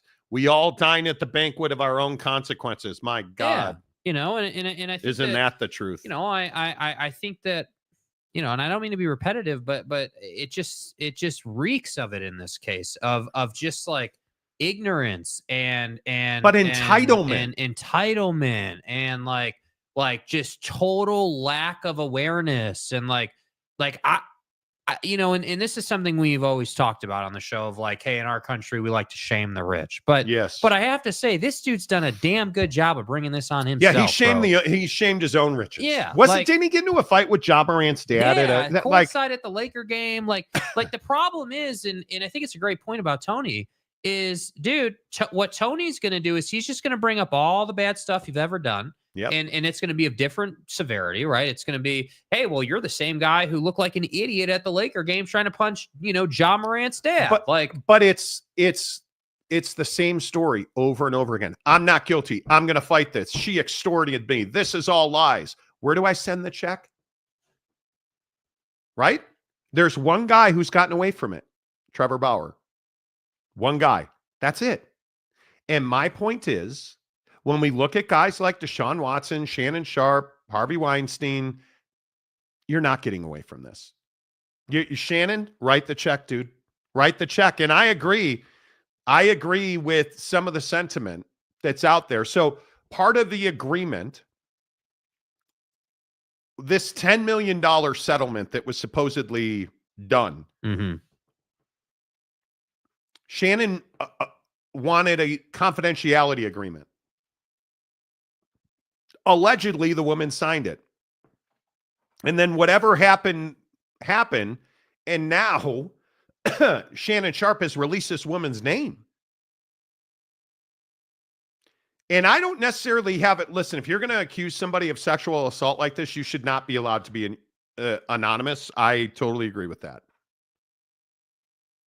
And I look at this situation, and now Shannon Sharpe not only didn't follow the terms of an alleged confidentiality agreement, but then he put her name out there. Like, Dude, you're just putting another zero at the end of the check. Dig in the hole. You're just putting another another zero there. And the problem is, and I'm sure Shannon Sharpe knows this, every day that goes on, they just throw another piece of meat to the dogs. Mm-hmm. Yeah, here's that audio clip. Yeah, here's part of that sex tape. Yep, here's another affidavit. Yep, here's some more text messages. How much of an a-hole you looked like 4 years ago? We're just gonna throw that in too, just because like it all just kind of. Hey, works. remember that thing in New York? Yeah, here's like Tony Buzbee is an expert at this. You're trying to do surgery, and you're arguing with a doctor on how to do the surgery. Tony Busby's already. He's already this. You're just going to put another zero behind it, man. All right. Couple more. Redwine, do we have a tape of this? What does she look like? What does it matter what she looks like? Yeah. Why do we care about that? What does her look have to do with anything? Will that affect his Hall of Fame? No, Shannon Sharpe's in the Hall of Fame. So yeah, this isn't a football conversation, bro. Yeah, I don't think so. Fat Jesus. Don't send nudes. Did you hear that, Big Daddy Magic? Big Daddy Magic. Don't send nudes. This is your beloved. Johnny Gonzalez, you cannot do all this and not collect. Well, yeah. I think it's really. That's the most astonishing part, honestly. For me, personally, just as a dude, I'm sitting here, we're talking about this, and I'm like, bro, so let me get this right. Like, you met her at the gym, allegedly. You know, then you guys clearly have texted a bunch, talked a bunch. You put yourself in the Buzbee zone. Yeah, like you, right? Like what is, like, come on, dude. Like, this is the Buzbee saw, bro. Like, you're getting, you put yourself right in the middle of this thing. And I just struggle just as a dude, because I agree. We had those conversations when I was younger, but even if you didn't have those conversations, is there no inherent instinct? Is there no like, hey, huge red panic button here going off in the back of my head that, yeah, maybe I shouldn't do what we talked about in those tests? Like, what? Like, really? There's no consideration? Yeah. And then you're going to sit here in your statement and say that your family and, your loved ones know what this is about and know what it really is. Like, I don't know, man. I just can't believe that there was no thought to it. Lopes fan Gabe, rich dudes really out here making it so easy for slimy lawyers like Tony Buzbee. That's what they do. And I don't listen. To another side of the conversation. I don't think Tony Buzbee is a slimy guy. Is he slimy for going after Deshaun Watson? Is he slimy for going after Shannon Sharpe? No, I don't think so. Deshaun Watson and Shannon Sharpe put themselves in the crosshairs when you conduct yourself and you act the way that these two men have allegedly acted. Yeah. And the things that Deshaun Watson allegedly did to those masseuses, and the things that Shannon Sharpe is being accused of allegedly doing to this woman, the things that Trevor Bauer allegedly did to that San Diego Padre fan. You got to bear the weight of this. Tony, is Tony Buzbee a slimeball? I don't know. Does Shannon Sharpe, does Deshaun Watson, Tiger Woods, O.J. Simpson, Harvey Weinstein, JFK? I mean, we could just keep going back through time. How many rich, powerful dudes, Matt Lauer, have fallen at the feet of sex? Matt Lauer had allegedly a button under his desk to control his door. Like, you're Matt Lauer. You're the host of the Today Show. What are you doing with a button under your desk, man? Allegedly. Prominent politicians. How many of them? Bill Clinton with an intern? You're just bored at that point, in my opinion. Yeah. It's not... It's not about your wife anymore. Tiger Woods had a beautiful woman that he was married to, but he allegedly was banging a Perkins waitress by a dumpster in the back of an SUV. Allegedly. You gotta get stroked. You think that's about his wife? That's not about his wife. That's Do you think he's with porn stars? Because you think that's about Tiger. You think presidents of the United States having sex with a porn star? Do you think that's bro? That's not. You just are bored. You're looking to fill a gap, literally and figuratively. But it's crazy to me. You're giving away. You're just writing checks. Yeah. How expensive is that sex you had with that woman?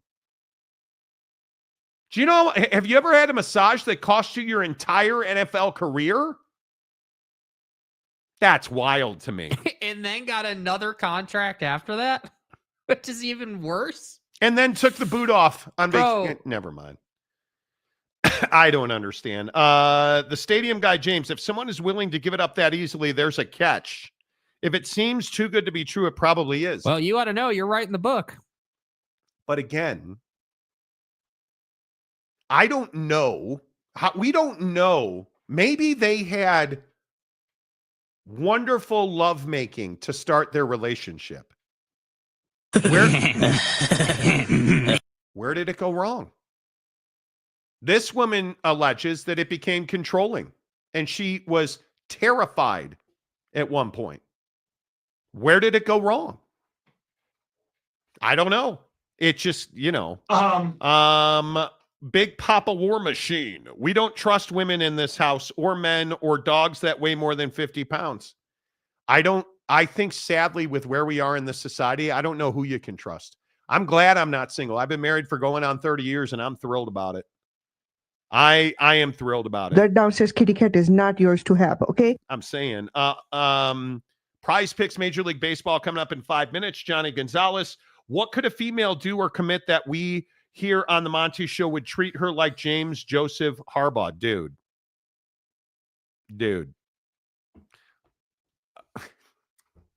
I don't even know. Eric Wasikowski. Did you see that Javi Baez is playing center field for your Detroit Tigers? And looks pretty good doing it. How could you say no to Monroe if you're JFK, dude? I get it. Stop. But I understand this sentiment. How did the mafia get involved? Oh, because she was with mafia members too, allegedly. You're the president. If you are the president of the United States, and this is going to, this is going to sound outlandish. So just put your hands at 10 and 2. If you're the president of the United States, probably don't want to be having sex unless it's with your spouse. What? Bro, why do you say such outlandish things? I know. I mean, just wow. I know. Wow. If you're gonna have your cigar smoked in the Oval Office, you might not want to have a button under the desk. Her name had better be Hillary and not Monica. Damn. Right? Like if you're Harvey Weinstein, and think about how long he got away with that. Think about how long, depending on who you believe, before Nicole was almost decapitated on her front porch. How long was the cycle of abuse between Nicole and O.J. Simpson? Because they're rich and they're powerful and they're influential and they can get away with that. Yeah. That's part of what makes it horrendous. Yeah. It is, you are preying on people. But for the record, Mrs. Monty is a class act. She's a diamond in the rough and a real lady. What the hell does that have to do with anything? Yeah, what is that? I don't understand. Why are you talking about my wife? Waking up to Hillary is probably waking up to the horse's head. Again, I don't care. If your wife is not attracted for you, to you anymore, we have processes in this country that can make her not your wife. And with all due respect, that don't include bullets or sharp edges. Or OnlyFans. You can go to court and get divorced. I am not somebody who believes that men are perfect and women are perfect, or men are terrible and women are perfect. Relationships, marriage is really hard. It's very difficult. And a lot of times when women or men cheat on their spouse, it's not about I'm out of love with you, but you're married. You have a moral obligation, and you have a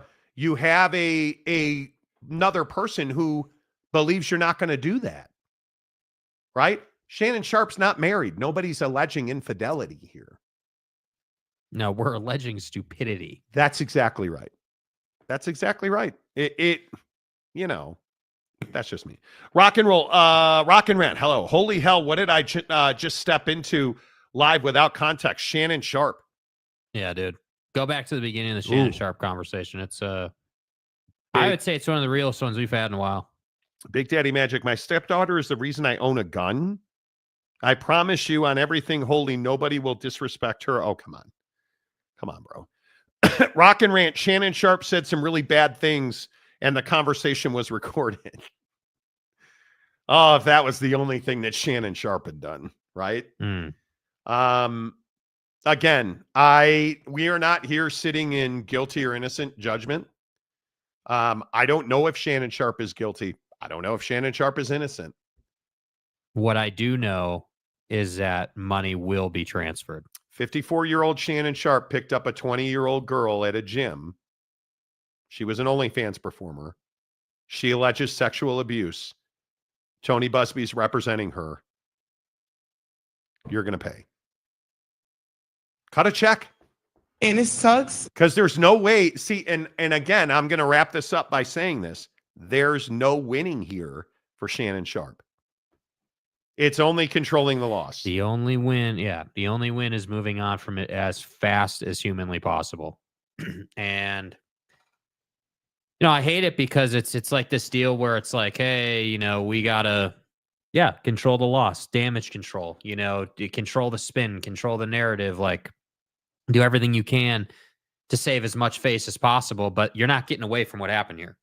The extent of what happened, is that this woman dramatizing things when she says she feared for her life or she was terrified? I have no idea, dude. Yeah. I honestly have no idea. But what we know is that you met her at a gym, you picked her up, you guys did your thing, and now we're here. Yeah. So something went sideways, and you're just generally speaking, and this is I think the last major point.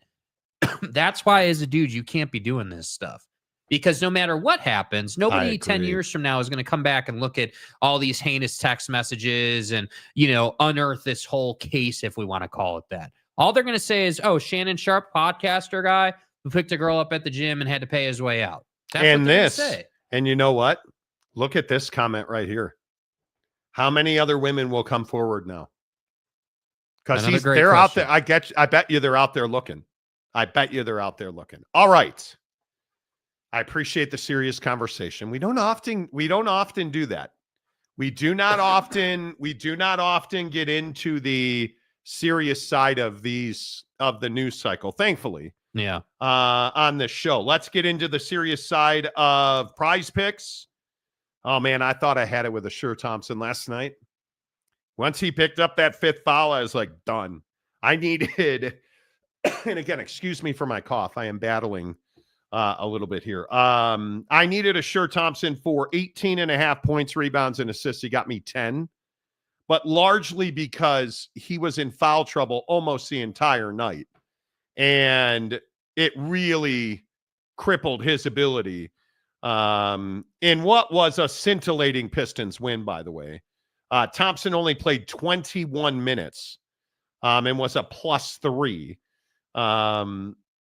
But what a performance by Cade Cunningham. And I've been espousing the greatness of the Caterade for a good part of the season on this show. 33 points, 12 rebounds, 3 dimes, 2 steals, a +5 against the Knicks as the Pistons level that series at 100-94, heading back to Detroit. Mm-hmm. Now life is going to be very difficult for the Knicks here. Because they got physically beat. They did not get the whistle. And the thing that stands out to me in that Knick game is you lost and Jalen Brunson had 37, 7 dimes, and 3 boards. Yeah. You lost and all 5 starters were in double figures. You lost because you only got 8 points off the bench. That's why you lost. And you lost because you got out physicaled. They shot And this is the number that should be absolutely terrifying if you are a New York Knicks fan. The Pistons at the Garden were 28 of 34 from the free throw line. You were 16 of 19. Oh, they almost shot double the free throws you did. They shot 34. You shot 19 at home. Yeah. That's a problem. That's a real problem. And the other issue is you committed 24 personal fouls. They shot 19 free throws off of those. The Knicks committed 22 and the Pistons shot 34. Yeah. Yeah. Damn. That is what we call a bad night at the office for the New York Knicks. And remember, I told you this because I understand a lot of people don't agree with me. The Knicks lose this series, Tibbs is out of a job. Mm-hmm. And I think if the Knicks don't win the Eastern Conference, there's a chance Tibbs is out of a job.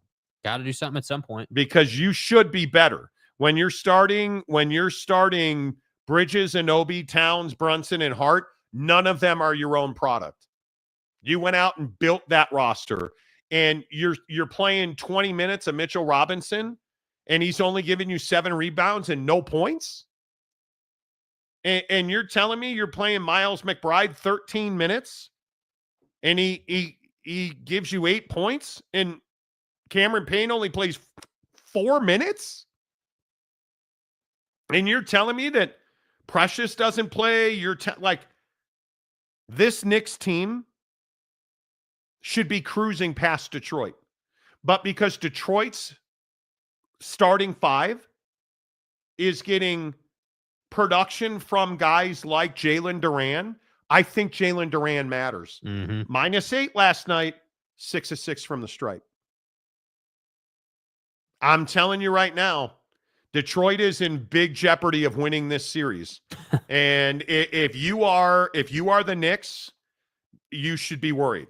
And I think, Cade Cunningham, give the guy credit, man. I mean, all the credit in the world. Bug, had to grind, and now has come back in the playoffs. And quite frankly, watching that game last night, dominated them during certain stretches. I mean, just get out of my way. I'm going to dunk, unstoppable at certain points. I'm really and I think the Pistons Knicks tonight, it's Lakers and T-Wolves. Yeah. Did you guys see that Ant got fined $50 again for talking about his phallic symbol? His how big his macaque. Is? Yeah. They fined him $50,000. And how far away from Shannon Sharpe is Anthony Edwards? Not far. With all the baby mama stuff, with all of the fines and the... Yeah, he's already been paying. I'm telling you. Yeah, dude's already been paying. And then you start looking at... I think this is a massive night for Luka Doncic and the Lakers. I didn't say LeBron James. I said Luka Doncic. I think if Luka Doncic tonight does not have a massive performance, I think they're going to lose. And I think that when you look at some of Luka's numbers, 47.5 points, rebounds, and assists. Mm-hmm. Who's opting into that? I'm not. Is there anybody who believes he's going to put up 47.5 points, rebounds, and assists tonight? I mean, I don't love it. No, I don't. That's why I took LeBron, because I'm not. I think we need to see Luka perform. And I think, we're already getting the push notifications and the updates that Bron is in the building earlier than normal. Because he's ready to go. Yeah. And so I'm, for Prize Picks tonight, I really need a win. I've been on a cold streak as well, and so for the Laker game, I'm taking LeBron on a demon, 29.5. Wow. I think he's going to have a big night. And I also took Austin Reeves on a goblin as kind of my insurance pick to have more than 25.5 points, rebounds, and assists. So I think it's going to be a great game.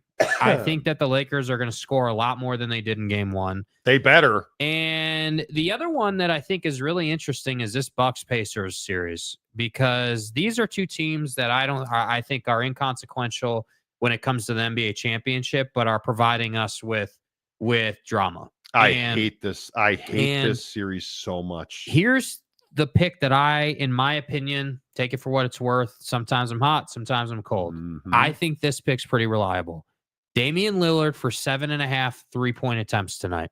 The reason I say that that's reliable is if you look at what happened in game 1, him and Halliburton got into it. He talked a bunch of junk to Halliburton. He didn't play in game 1, Dame didn't, because of injury. And so they kept him out. And all of a sudden, what happened? Oh, all of a sudden you lost and you talked a bunch of junk and you said that you were going to show him what it was like and you were going to beat his ass. And now Dame's in the lineup. Beat his ass. Allegedly is what Dame said to Tyrese Halliburton. So 27 points, rebounds, and assists, more or less for Dame. I would probably go less on that. I would take attempts. Tyrese Halliburton, 34 points, rebounds, and assists, more or less. That's probably safe. Yeah. He's a playmaker for them. I'm going to go LeBron James, 9 field goals made. Okay. I'm going to go Austin Reeves, 3.5 free throws made. And I'm going to go Tyrese Halliburton, 34 points, rebounds, and assists. 20 to win 45 on Prize Picks tonight. Flex play. Real quick, let's do Major League Baseball. Okay. Because Chaboy needs a win. I'm not even going to front. I have not been good on Prize Picks. I've never lost 5 in a row. Was it the pneumonia? Shut up. I've never lost. You're such a cruel person. Don't talk crap about my team. I will Buzbee you. I've never lost 5 in a row on Prize Picks. Yeah. I've lost 4 in a row again. So we're going to take the safe play and go all Chicago Cubs. Okay, so Dustin May for more than 4.5 Ks. I deserve that. I deserve that. Pitcher strikeouts. Right.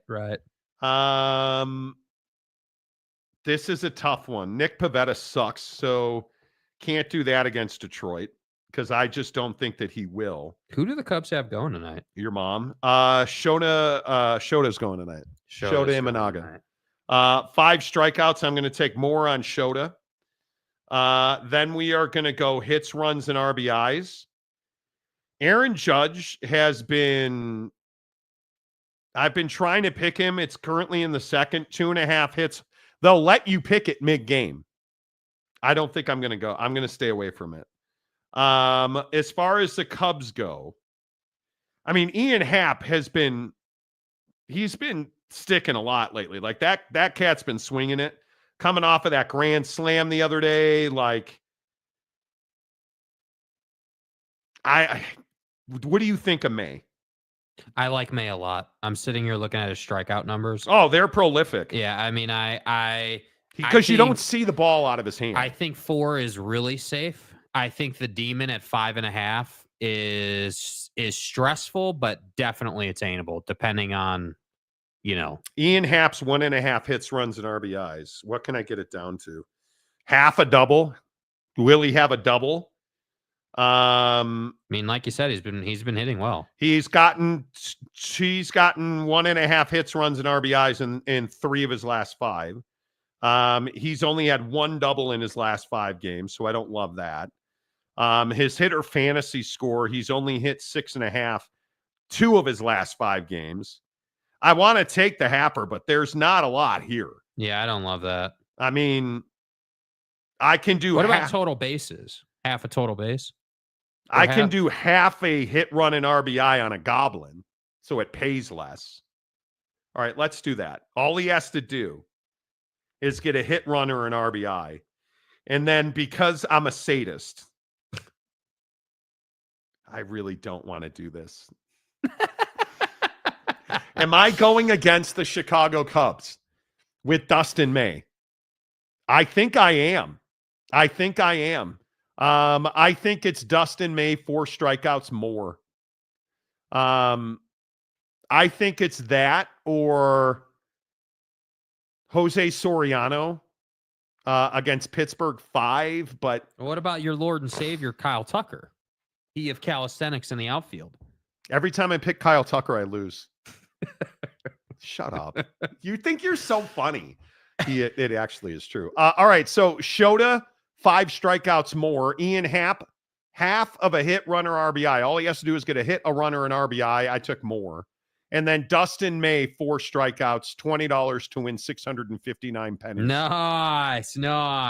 To win 40. So we'll go there. So that's my prize picks. You have baseball prize picks for me? Yeah, I'm trying to pick my third one. I've got Dustin May for more than 4 strikeouts, Nico Horner to have 1 base tonight on a goblin. And I'm trying to find one more that's going to pay a little bit because, if you're going to play, you got to play. So I'm looking at Teoscar Hernandez has a demon for 1 single. Now, if he gets a double, I don't win on that. How do you not take that? Right?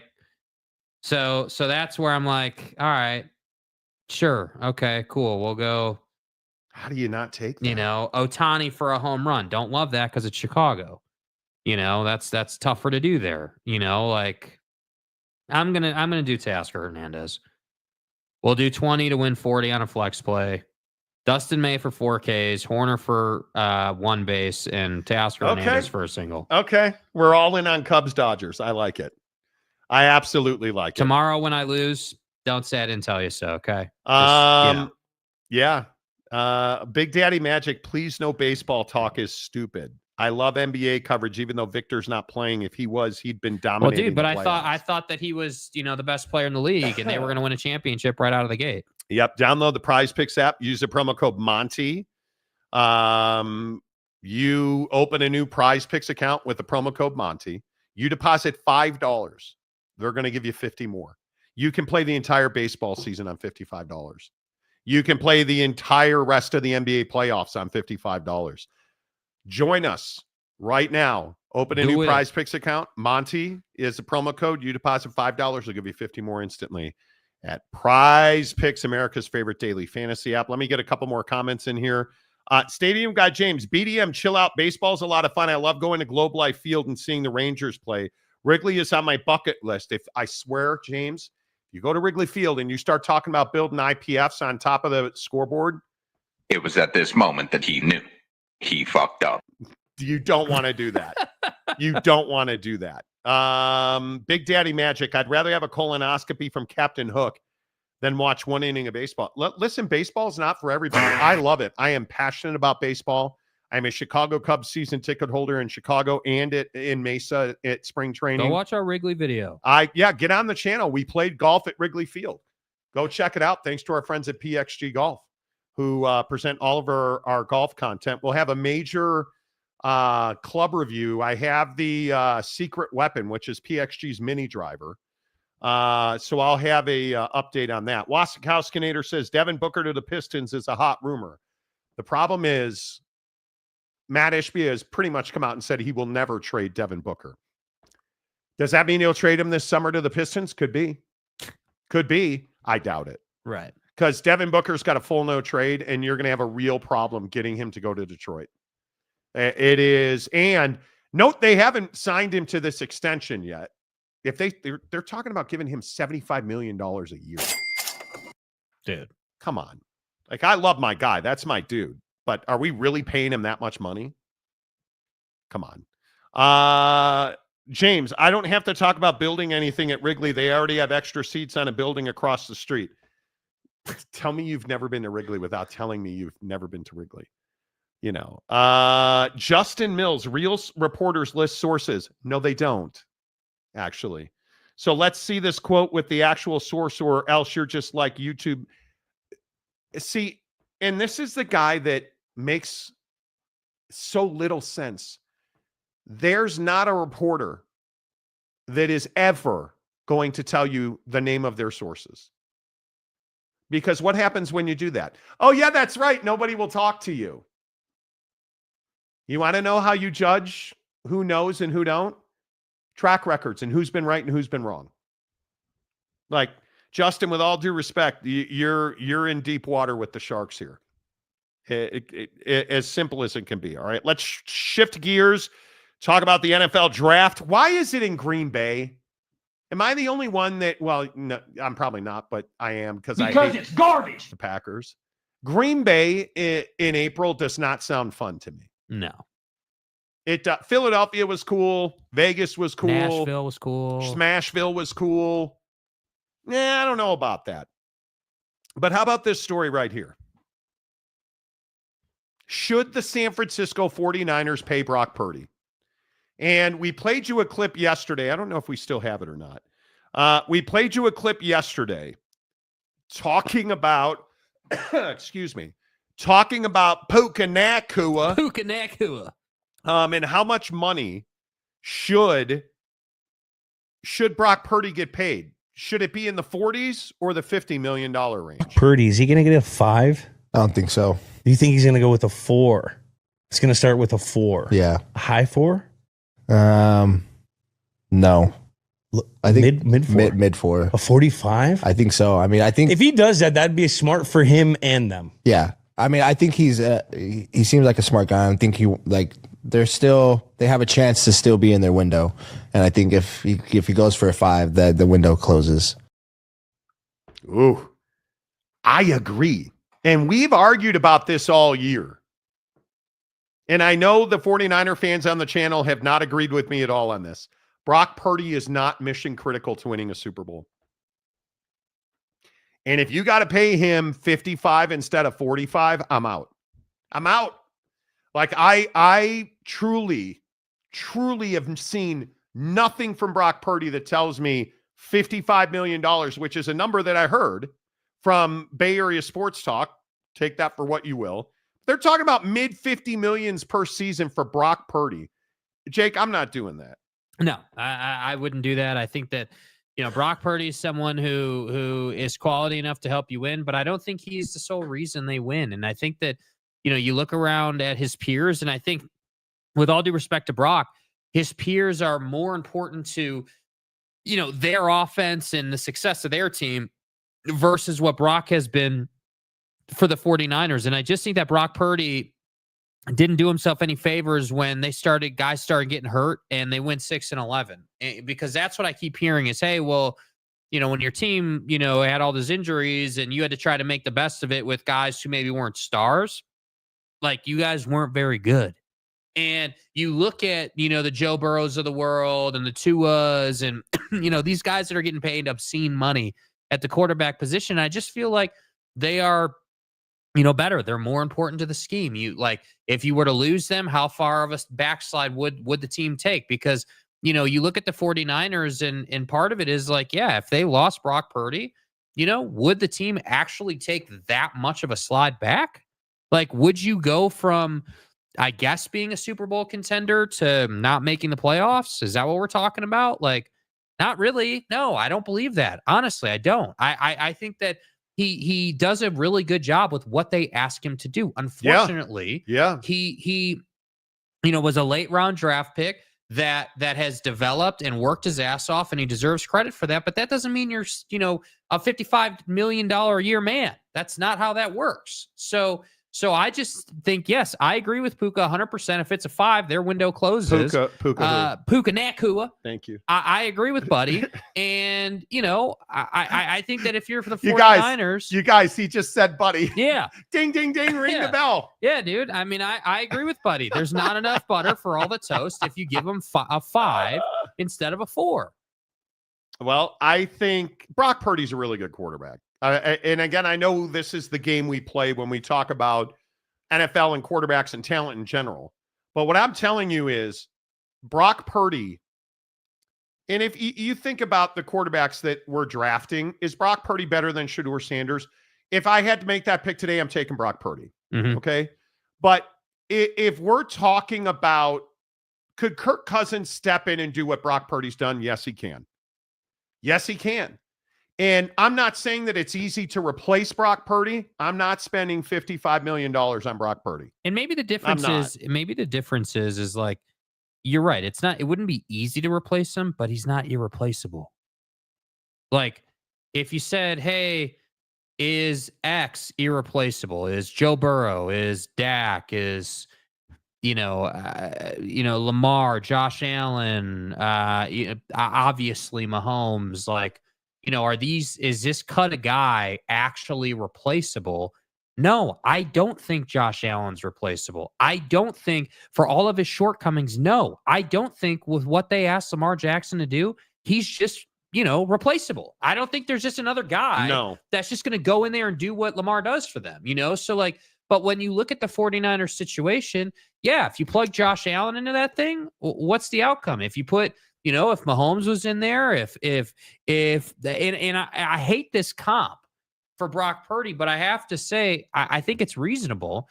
If you were to throw Jordan Love into Brock Purdy's position, what would that look like? Because that's what I think we're talking about. I mean, think about like Trevor Lawrence. If Trevor Lawrence was in Brock Purdy's position, Five head, right? Would you pay him in Bitcoin? If that's how he Do you guys remember that? Trevor Lawrence took his signing bonus in Bitcoin. Yeah. I think you're right. I think I'm not the guy who tells you that Brock Purdy is, he's a system quarterback. Well, I don't think that, because he's still got to run and he's still got to make plays and whatnot. But I look at Brock Purdy and I say to myself, he's a really solid NFL quarterback who I think you could upgrade for less than $55 million. Yeah. And I'm just not willing to go there. I sign quarterbacks, and we talked about this yesterday. Sorry if I'm being redundant. I sign quarterbacks to win Super Bowls. I draft quarterbacks to win Super Bowls. See, but isn't that the proposition with Brock, right? Because that's, I think, the crux of the problem is that this is a guy who's been to the Super Bowl, right? That's the exact problem with this conversation, is that I agree with you.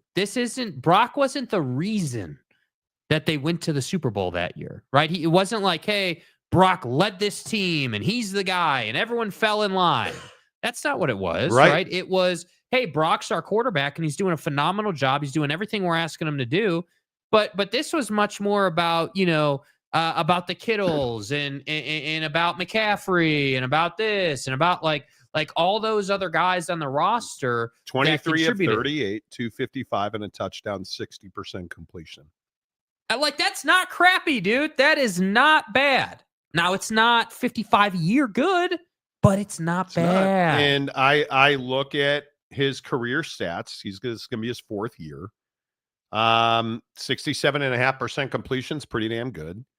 9,500 yards, good. 64 and 27 touchdown a pick, really good. And 105 rating. So he's a good quarterback. Would you have him on your team? Yeah, I would. Yeah. Just not for 55 a year. Because I like this George Kittle story. Did you guys see George Kittle is not at OTAs? He is skipping OTAs allegedly in a contract dispute. And I'm not worried about this at all. Because for my money, George Kittle's done. Mm-hmm. He's not the same guy anymore. It's what I say about Swelsey. Yeah. Trav's not that guy anymore. And you have really good tight ends in the NFL now. And I think when you start looking at the money that is being paid to tight ends, and I look at my guy Cole Kmet, and I tell you that I think they need to use Cole Kmet a lot better. Mm-hmm. Right? I think they need to be able to. You look at Trey McBride and the money he got, a $76 million extension. You have never heard of Trey McBride. Now, we covered him, and I can tell you that dude is arguably the best tight end in the NFL. You've never heard of him. And why is that? Because he plays in Arizona. And if he played in San Francisco, I think he'd be the best tight end in the NFL. He played in Philly? He'd be the best tight end in the NFL. Played in Kansas City? Travis is the best tight end anybody's ever seen ever. Watson would have real problems if Trey McBride was a Kansas City Chief. I would agree with that. I think it is very interesting to see how all of this plays out. And when you start looking at Kittle, McCaffrey, so I'm sorry. Come on. I wasn't prepared for that. Christian McCaffrey. Christian McCaffrey is a guy that you have to move on from him. You got to move on from my guy, right? And I think when we start looking at who's really important. If I said to you, looking at the San Francisco 49ers salary cap, Who's somebody that you're like, bro, man, I cannot live without. How about Fred Warner? Yes. Bobby Salah's back in town. Defensive group. Yeah, I can't live without Fred Warner. Happy to take his 10% cap hit. Yeah. George Kittle at $22 million. That's too much. That's too much. Yeah, I'm going to say that's too much. He's the number 2 salary on that team. Trent Williams, Nick Bosa. Both of those guys you got to have. Here's a bust. Brandon Ayuk. Will he ever play another snap for the 49ers?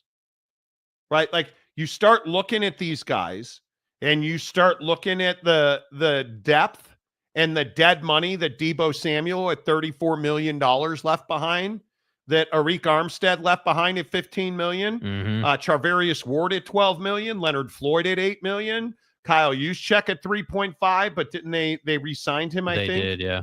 Right? You look at Christian McCaffrey making $8.4 million. Macaque. Not sure that I'm ready for Macaque to make that kind of money on my roster. The problem is you've got Brock Purdy making $5.3 million this year.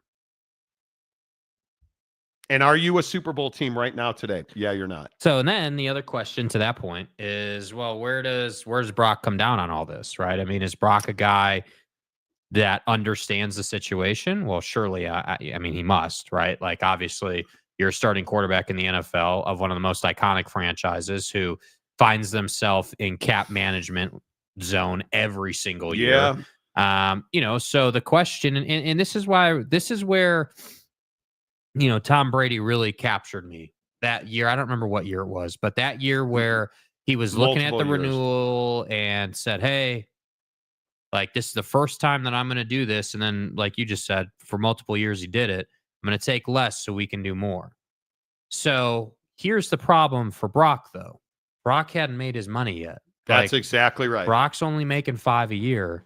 He hasn't made, 25-year roof, Japanese shitbox out in front of the house. Yeah, like, he's not at that. Like, he is, but he's not by NFL terms, So that's where I'm like, hey, if you're Brock Purdy, does it make more sense financially to take a smaller deal here, go out and win, and then leverage your way into the bigger deal?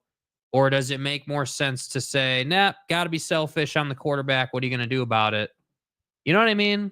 Yeah, and if you haven't seen the movie The Gambler with John Goodman, where he goes on that speech about a 25-year roof. He's given a speech to Mark Wahlberg in that movie.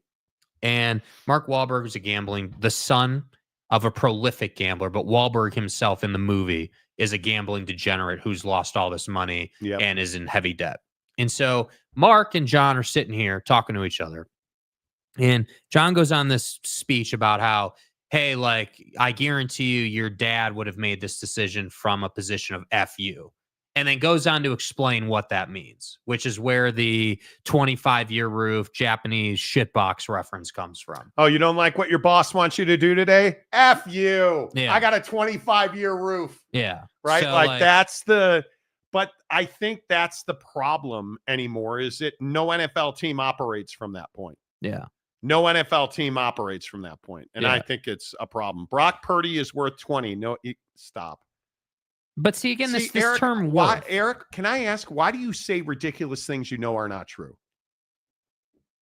He's not worth $20 million. Okay, well, then you're stupid. Jared Goff is worth $5 million a year. Like, you just know that's not true. Yeah, I think the term worth is really interesting when you start applying that to quarterbacks, because as we always say on the show, your worth is what someone's willing to pay. Yes. And I think the really hard part, and this is what I brought up with Iamaliava, the worth portion of, hey, like, what is someone willing to pay you now and in the NFL? And Brock is a guy who I think if he hit the open market, I think he's worth 30 all day. I think 40's pushing it, and I think it's insulting to ask for 50 on the open market. I would agree with that. So with the 49ers, you still have value and leverage. And again, I want to be really clear. I'm not saying the dude sucks. We're not talking about, is he terrible or great? That's not really the point. And he's not leaving the 49ers. Yeah. The point is that what's the right thing to do? Morals or money? Do you want to be a great teammate and take less and be that guy on the team? And have extra linemen or DBs or an extra running back because you took $10 million less that John Lynch turned into 3 players or... Yeah, right? Or are you going to be the guy in the locker room that said, yeah, you know what? Like, yeah, I'm not going to say this out loud, but Kittle's over the hump. You know, like, hey, we've got a lot of injuries, got a lot of dead money. I'm just going to take mine. Like, either way, I don't think dudes in the locker room would you know, feel disrespected by that, but it's just how you want to go about handling it. Yep. Big Daddy Magic. What position do you think Buffalo Bills draft with the first round? What are you, 30th? I would probably, they're going defense. I mean, you've had so much turnover in that secondary. I mean, I would assume that you're going to be looking at secondary. I mean, there's going to be a lot of value down there from 25 to 32. I mean, if I had to guess, I mean, there's nothing that says you couldn't go. I mean, your linebackers are pretty solid. I would take defensive tackle or secondary. I mean, Shahad Campbell certainly is a guy. Trey Amos from Ole Miss is a guy. It depends. You know, is Mikael Williams a guy that Detroit is going to let get past him at 28? I have a hard time believing that. You know, so I look at some of these guys that are probably going to be available. You know, is Kenneth Grant a guy that you value, or is Trey Amos a guy because you need secondary? Like, I think there's no doubt the Bills probably value secondary more than DT or DL, and so I would guess that they're DTF with a corner. I mean, just Macaque. Great breakdown, dude. You know, I mean, incredible. Stadium guy James, Brock Purdy needs to realize that the 49ers have to spend more money to beef up the O-line. You can't throw the ball if you're flat on your back. See Caleb Williams. Yeah, but that sure feels a lot better when it's 45 a year. I would agree with that. Danny Kiger. Hey, DK. Brock should take $40 million a year and tell Lynch to get more weapons and win. The problem is, do you trust John Lynch, who gave Brandon Ayuk the world, and then promptly he was out for the year? See, do you see how much this is driven by sentiment? Here's what I think should happen, right? I mean, again, it's got to be said, as the starting quarterback of the San Francisco 49ers, like, you're a big deal, dude. Regardless of what people doesn't think matter of what your name how is. you play. Like, if you're the established guy, like, you're going to be able to walk into that office and say, here's what I'm looking for. Look at how big of a player Jimmy Garoppolo turned into in San Francisco. Right? Like, come on, dude. Yeah. Cougar Tracks. He's a Purdy good quarterback. See what he did there? So it's like, it's Purdy, but it's pretty, and it all kind of fits together and everything. I like it. I like it a lot. Stadium guy James, Jake's take on Brock Purdy is spot on. It would be hard to replace him, but is it impossible? Purdy should want the 49ers to get a better O-line and more receivers instead of a cash grab. I mean, if I'm the 49ers and I'm really looking critically at the rest of the division, I mean, the Rams are going to pick 26th. They're going to go defense, but you're rock solid with Matt Stafford. Packers are picking 23rd. They're probably going edge rusher, I would assume. But that could change. Seahawks, 18th. You got to go offensive line. Yeah. I don't think there's any doubt about that. Arizona, I don't think there's any doubt that Jahdae Barron is going to wear an Arizona Cardinal uniform. I mean, that is written in the stars right now. So you start looking at the Niners at 11, and there's only one place you're going. You're trying to figure out if Kelvin Banks, the tackle out of Texas, is your new left tackle. I mean, you're picking 11th, and yeah, sure, there's guys like Will Johnson, the corner from Michigan, NFL All-Pro written all over him. Matthew Golden from Texas, NFL All-Pro written all over him. Ty Warren from, I think the Bears are probably going Ty Warren, although what are you doing with Cole Kmet at that point? And is Will Johnson somebody you can really look past if you're the Chicago Bears? You made a huge investment at corner. Obviously, totally get that. Spent $60 million plus on the offensive line.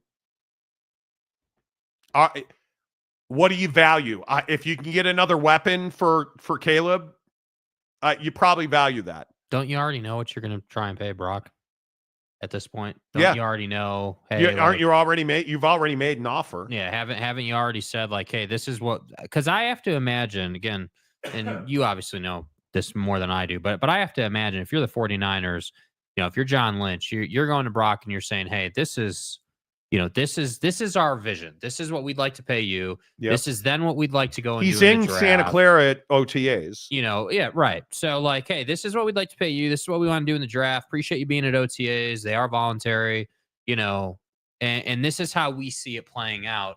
What do you think of that? That is how I would handle it. And let Brock, or I guess his agent, but preferably Brock, say like, hey, this is what it is. Rex, who is a former KMBR listener, says you were a goat on KMBR. Miss you, buddy. You guys are exactly right on Brock Purdy. He's good, not great. He can be bad, but not terrible. He's everything you want for a $40 million quarterback. Yeah. And I think that's exactly right. 40 feels really good. I have to say, I agree. I would have no heartburn, as the saying goes, over 40. That feels very. I mean, pull really quick. What does $40 million quarterback look like in the NFL right now? Like what are like, if we go to the Chargers let's look at Justin Herbert's making $37 million, right? Is that with a full no trade? I'd remind you, so okay. If we look, I'm trying to think of. Who is if you go to Joe Burrow making $45.9 million, Matt Stafford's at 40 even, right? You've got Matt's on a 1-year deal with the Rams. He's older, but he's also won a Super Bowl. Baker's at 33. No, he's better than Baker Mayfield. Come on. Okay. Well, I'm just saying. But like, is he Josh Allen's new deal? Nah, I think probably not Josh Allen's new deal. Right, like that deal is you're not paying him $60 million a year, but right? Here are some of the question marks, and this I think alludes to the Puka clip, right? Where Puka's like, where Julian Edelman asked Puka, is it going to be a 5 or a 4? Like some of the names where I'm like, hey, Brock Purdy's got a case here, Jordan Love, mid-50s, like. That's that. But like then I look at Jalen Hurts at 51. Tua Tagovailoa. To me, is not that contract is an absolute sham. And if you look at the guys in the league right now, what they're going to get paid in 2025, Dak Prescott's leading the way at 50.5. Is Dak Prescott measurably better than Brock Purdy? I don't think he is. But who's paying Brock Purdy $50.5 million? Maybe the 49ers. I'm not willing to do that. If I look at Lamar Jackson this year, his cash is $43.5 million. Brock Purdy or Lamar Jackson? I'm taking Brock Purdy. I know that's going to piss people off. I want a guy, and again, I pay quarterbacks to win Super Bowls. I don't pay quarterbacks to tear an Achilles after they carried out the American flag. What's Brock's calling card here? He hasn't won a Super Bowl yet. But he's been to a Super Bowl. And what is Lamar Jackson's calling card? He's a better runner than a thrower, and he's not a good thrower in the playoffs. Just saying. Right? So if I look at Kyler Murray, I'm taking Brock Purdy over Kyler Murray. Yeah, I would agree. Right? And we can sit here, again, and we can talk about values of contracts. He's not worth $400 million like Patty Ice or Josh Allen at 330 or Trevor Lawrence or Brock Purdy. I'm probably paying Brock Purdy more than Trevor Lawrence. Trevor Lawrence has got a $275 million deal. I don't know, dude. I have to say, I really like the the high 30s area when I'm comparing him to quarterbacks. I think that's not the market, though, is it? Well, that's not the market as far as Brock is concerned. Because he'll get his he wants to be part of. If you look at the cash in 2026, you got to throw out Deshaun because he's getting $80 million. Right. Patrick Mahomes is going to make $78 million in 2026. Lamar 74.5. Dak 74. Goff 69.6. You want to fucking pay Jared Goff $69.6 million? I'll take Brock Purdy. You're out of your mind, Detroit. And what do we know about almost every one of those quarterbacks? Yeah, they're going to renegotiate that number. Going to renegotiate that number. And if I look at some of the other numbers in 2026, which is far more pertinent because I think that's the first year of cash on Brock, Justin Herbert at 46. Herbert or Purdy? I'll give me an offensive line, and I'm taking Justin Herbert over a lot of dudes. You know, the other interesting way to look at this, just for conversation's sake, you know, one of the things that I think really stands out is total contract valuation, because that's where you start to see separation of class, right? Like, yes. and it makes a lot more sense. So, like, you know, like you would reference, Patrick Mahomes at $450 million of total value. Jesus. Josh Allen Come on. is second at 330. Burrow's at 275. Lawrence is at 275. No. Herbert 262.5. Look at Kirk Cousins. In his cash in 2026 is 57.5. Like, that's just a wild number. So when you say, like, hey, what's the market? I mean, the market is what these two can get together on, because I don't think the general NFL market is a great measuring stick here. It's what you have to work with, but like, I would agree. I mean, if you're the 49ers, you're going to sit here and you're going to go, okay, well, let's look at 2025 cash, and you know, you're probably, you know, Brock, you're in that low 40s range. That's how we see it. But look at the 2026 cash. Jalen Hurts 31.9, Sam Darnold 33.9, Jordan Love or Brock Purdy. That's a really close one. I'm telling you, that is damn near like for like, except for the fact, again, that Brock Purdy was part of a Super Bowl team. Brock Purdy played in those environments. Brock Purdy was not terrible, you know, so he can say, hey, I've been further. I'm not just a regular season guy. So that's why I say, at the end of the day, like, any which way that you want to look at this, Brock's going to want at least 40, in my opinion. If I'm Brock Purdy, my negotiating tactic is my baseline's 40. I'd like to see 45, 46. I want to walk away with $45 million. It's that. And I'm not taking anything below 40. Lopes fan Gabe, every dollar that isn't guaranteed in the NFL contract is a mirage anyway. That's facts. Deshaun Watson. That's facts. Deshaun Watson. You know, like, it is what it is. Sergeant Green, $40 million quarterback. I'll tell you who isn't Deshaun Watson. No, he's an $80 million quarterback. And they've as much said that he was a mistake. Yeah. Yeah. Chewy says 5 years, 200 million sounds appropriate. Yeah. Right? Like, I don't disagree with you. I don't think that's not going to get it done. But Kim Coulter nailed it on Lamar Jackson. Thank you. Thank you. Big Daddy Magic. Josh Allen's underpaid. He's not. No, he's not. The guy Show me you can beat Patrick, dude. He has not won. And Big Daddy Magic, I understand you're irrational and you're over the top. And Josh Allen is a really good quarterback who has not won. And when you win, and I think there's a lot of, how much of the equity in Brock Purdy is because they went to the Super Bowl with him as their quarterback? A lot. A lot. A lot. A lot. And he deserves that. I mean, Brock Purdy's not a superstar. He just isn't. And 49er fans want him to be. He just isn't. But he's good enough to get the job done. Ooh, Bucks and Pacers is heated. Pacers 36-24, 153 to go in the first quarter. Pacers up 1-0 in that series. Dame, dude. Gonna need you to start showing out here, buddy. Let's do a little prize picks update. This is a nasty series now. This is Eastern Conference. And I think one of the things that's so fascinating is it's Gary Trent Jr. and Pascal Siakam. And Siakam didn't like a fight for the basketball. So, of course, we're going to get physical and we're going to hope a bunch of dudes step in. Tough guy. We're going to hope a bunch of dudes step in. Yeah, big tough guy. And I've never said there are a few teams I hate more than or less than the hold on. There are a few teams I hate more than the Milwaukee Bucks. Yeah. The Indiana Pacers are right there. Yeah. And Pascal Siakam, go home.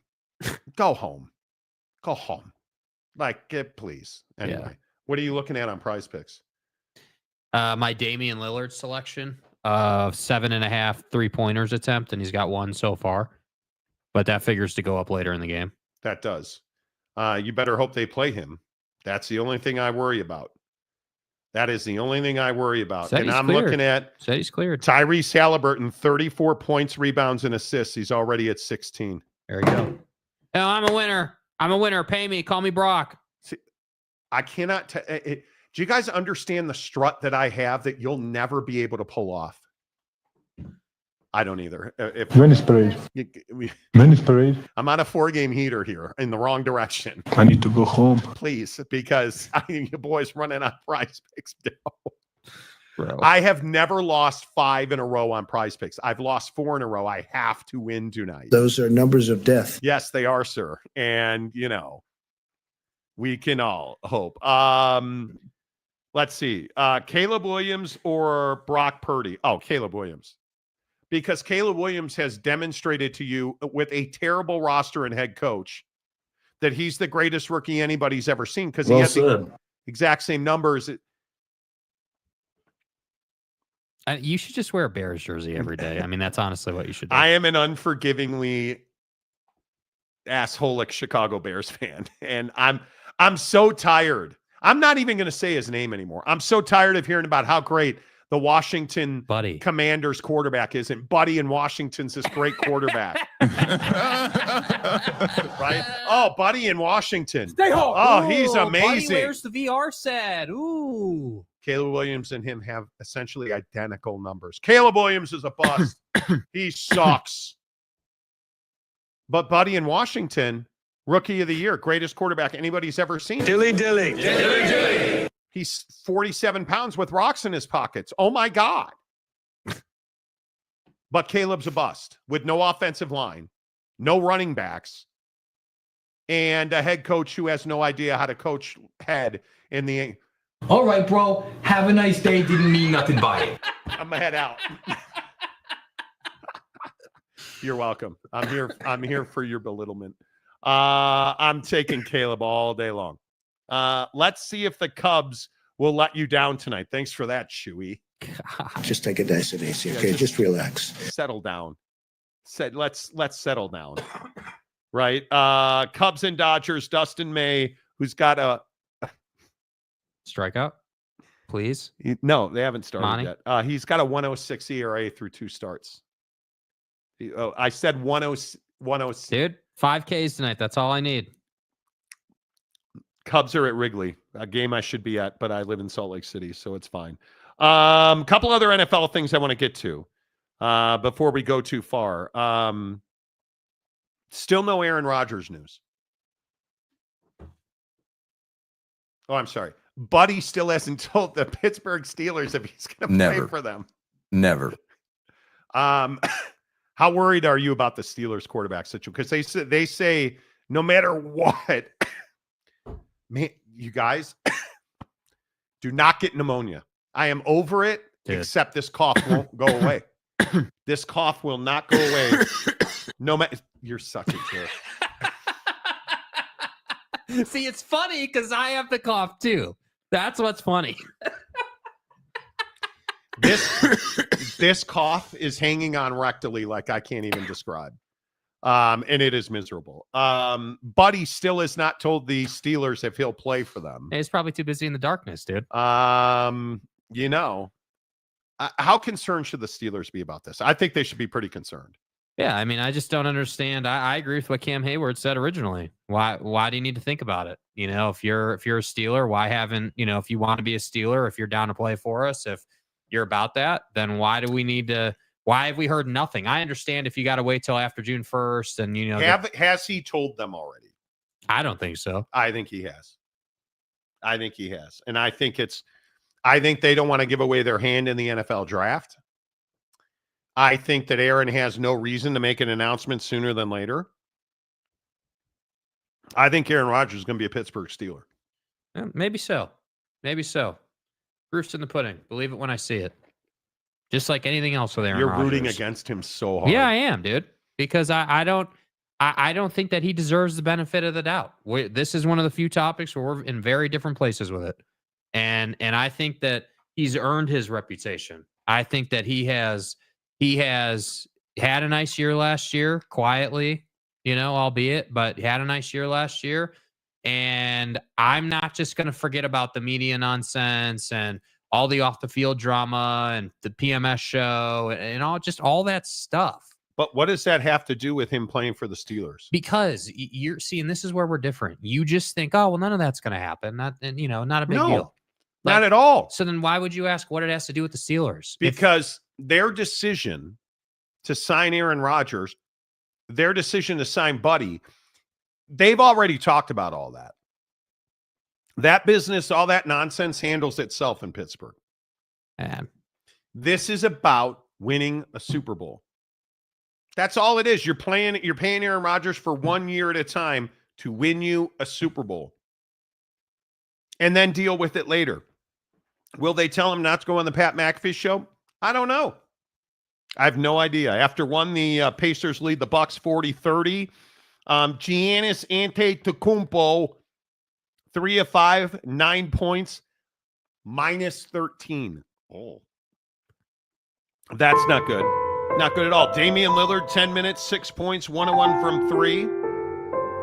The Pacers, every starter has scored, and they've already got 9 points off their bench. Nice. Halliburton and Miles Turner each have 7. Pacers 40, Bucks 30. By the way, OKC and Memphis are underway.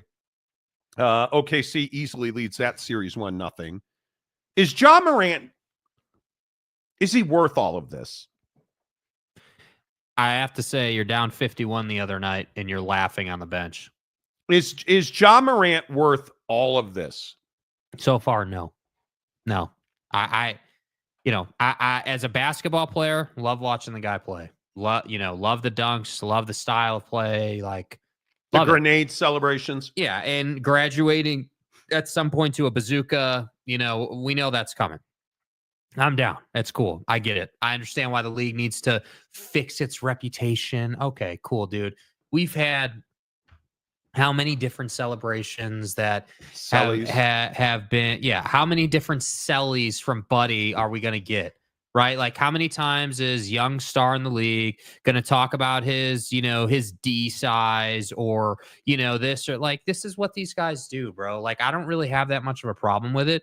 But the problem is that Commissioner Ears is doing such a crap job in this league right now that he's got nothing better to do than discipline Ja Morant and Anthony Edwards and whoever else is on his list on any given day. And so I sit here and is Ja worth it? Well, no. Right now, no, he's not worth it because he hasn't won anything. I mean, you've essentially, you've gotten coaches fired. You've had drama, like obviously all the gun Instagram stuff. Like that's where all this stemmed from, bro. Like you had to take, I don't remember how long the suspension was, but a long ass suspension to get over that. And then you come back and your first celebration is a gun reference. Probably not the best idea, but more power to you, Slick. Like, if that's what you want to do, that's cool. 15-6 OKC up on Memphis. Ja Morant, 0 of 4, 0 points, minus 9. Chet the Jet Holmgren. Nobody calls him that. Buddy Holmgren has 6 points to lead OKC. Shai Gilgeous-Alexander has 2. Very early on, 6:15, 6 minutes now to go. 15-6 OKC over Memphis. Yeah. Coming up, Lakers and T-Wolves TNT coming up at, what would that be? 7 o'clock Pacific, 10 o'clock Eastern. I don't know. This whole thing with Aaron Rodgers, this whole thing with Shedeur, the NFL draft really, it's one of the things that I just don't love as much as I used to. And I'm excited. We'll have a lot of it for you Thursday from Green Bay. The NFL drafts. Thursday night is round. Yes. The brat stuff. Thursday night is the first round. Friday, second and third rounds. But I got to be honest with you, the way that we've torn down guys like Shedeur Sanders is probably the best example. It's disheartening because I just don't see any reason to do it. He is going to be a fine NFL quarterback. And guys like Aaron Rodgers, I agree, he's an a-hole. But I don't think that has anything to do with his ability to win a Super Bowl in Pittsburgh. Yeah, see, I just disagree. And I'm not trying to be argumentative, but I just think it has, I guess I just feel like it has everything to do with it because that's how he goes about his business. You know, like he's like, we were just talking about Brock Purdy, right? And this contract thing and how the message that would send to the locker room. Like we remember the oh, well, I'm going to be a great teammate and go to OTAs and do all the, like it all just felt like a facade to me. Like it didn't feel so. Anyway, the point is not to rail on him, but I just see that's the point with Aaron Rodgers. We could both sit here and watch this dude do his thing. Yep. You feel that it's inconsequential, and I'm like, no, dude, it's right in the middle of that thing, and that's precisely the Aaron Rodgers, conundrum, if you will. I don't think it's inconsequential. I just don't think it's going to go down that way. And it's certainly going to go down better in Pittsburgh for Aaron Rodgers than it did on the internet for Red Robin. I'll explain that next after this from the Advocates. You're not just a case. You're not just a client. You're a person, and you deserve support. You deserve simplicity. You deserve communication. When you hire an attorney, you deserve clear, risk-free advice that guides you to the best possible outcome in your injury case. And that's exactly what the Advocates have been providing for over 30 years. After your accident, you deserve closure. You deserve compassion. You deserve peace of mind. You deserve an advocate. You do deserve an advocate. Get to theadvocates.com, the best injury attorneys in the business. You never pay out of pocket. Plain and simple. You get clear, risk-free advice, and it won't cost you a dime. Talk to an injury attorney live online 24/7, 365 at theadvocates.com. I would also remind you, and I ask you for your donations. Thursday on the show, we will focus almost wholly on this. Throughout the show, we'll talk about donations. Thursday, we're trying to raise $800. That's what we have left of our goal. We try every month that they do this stuff for kids to raise $5,000. We have $800 left. And I ask you, if it's in your wallet and in your heart, send a donation on Venmo right now to the Advocates. Say Monty Show for the kids. They're working with the Murray Children's Pantry to feed hungry kids in our communities. And would I shock you if I said 1 in 6 kids is hungry? So look outside, all those kids playing wiffle ball across the street. Go to a soccer or a basketball game or a baseball game this weekend. 1 in 6 out of every one of those kids. One kid in every 9 Major League Baseball. There's not, like Little League, you play 9 kids on a field. One of those kids is hungry. 2 on every roster. Doesn't know where their next meal is coming from. That's what the Advocates are fighting for. And I just ask you so passionately and so fervently, don't do it for me. Do it, excuse me, do it for the kids. $1, $5, $100. That's what we're asking you for. And I understand this is a tough time. I said this earlier in the show, and I'll say it again. If you don't have the money, hey, man, I appreciate your heart being in it. I appreciate that you're watching this show right now. Please give us a thumbs up, hit the like button. And if you can, please make a donation on Venmo to the Advocates. 100% of that donations goes right to the Murray Children's Pantry. So, man, please consider making a donation. Between now and the end of the show on Thursday, we need to raise $800. Mm-hmm. Let's knock it down. Phil, there's no reason to come in here and choose violence. To say things about Tommy Edmonds, nice things, is unnecessary. Why would you do that, dude? Shut the fuck up, Donnie. He does own the Cubs. I mean, if the Cubs are going to lose tonight, there's a likelihood that Tommy Edman will go 7 for 7 with 46 RBIs tonight alone. That's what they do. Multiple grand slams. Hey, you know, multiple bases clearing triples. Maybe we can get some position players pitching. Hopefully he'll get hit by pitches 7, 8, 9 times. That's all one can hope for, because if Tommy Edmonds has a bat and there's a Cub pitcher on the mound, he's getting a hit. You know it, 100%. Phil, good to see you, my friend. Hope you are well in Las Vegas. Hope you weren't online trying to get a Red Robin burger pass because the internet broke. Yes. See how I'm fighting it? I can Yes. almost hold it off. Yeah. And that's why Jake's going to tell you the Red Robin story. Yeah. So Red Robin did a promotion called the $20 Bottomless Burger Pass. They rolled this out on April 17th. And at 9 a.m., this promotion went live, and you had to go on their website to try to get this pass. The problem is so many people went online to try to get it. It crashed their server. Whoops. So what did we get?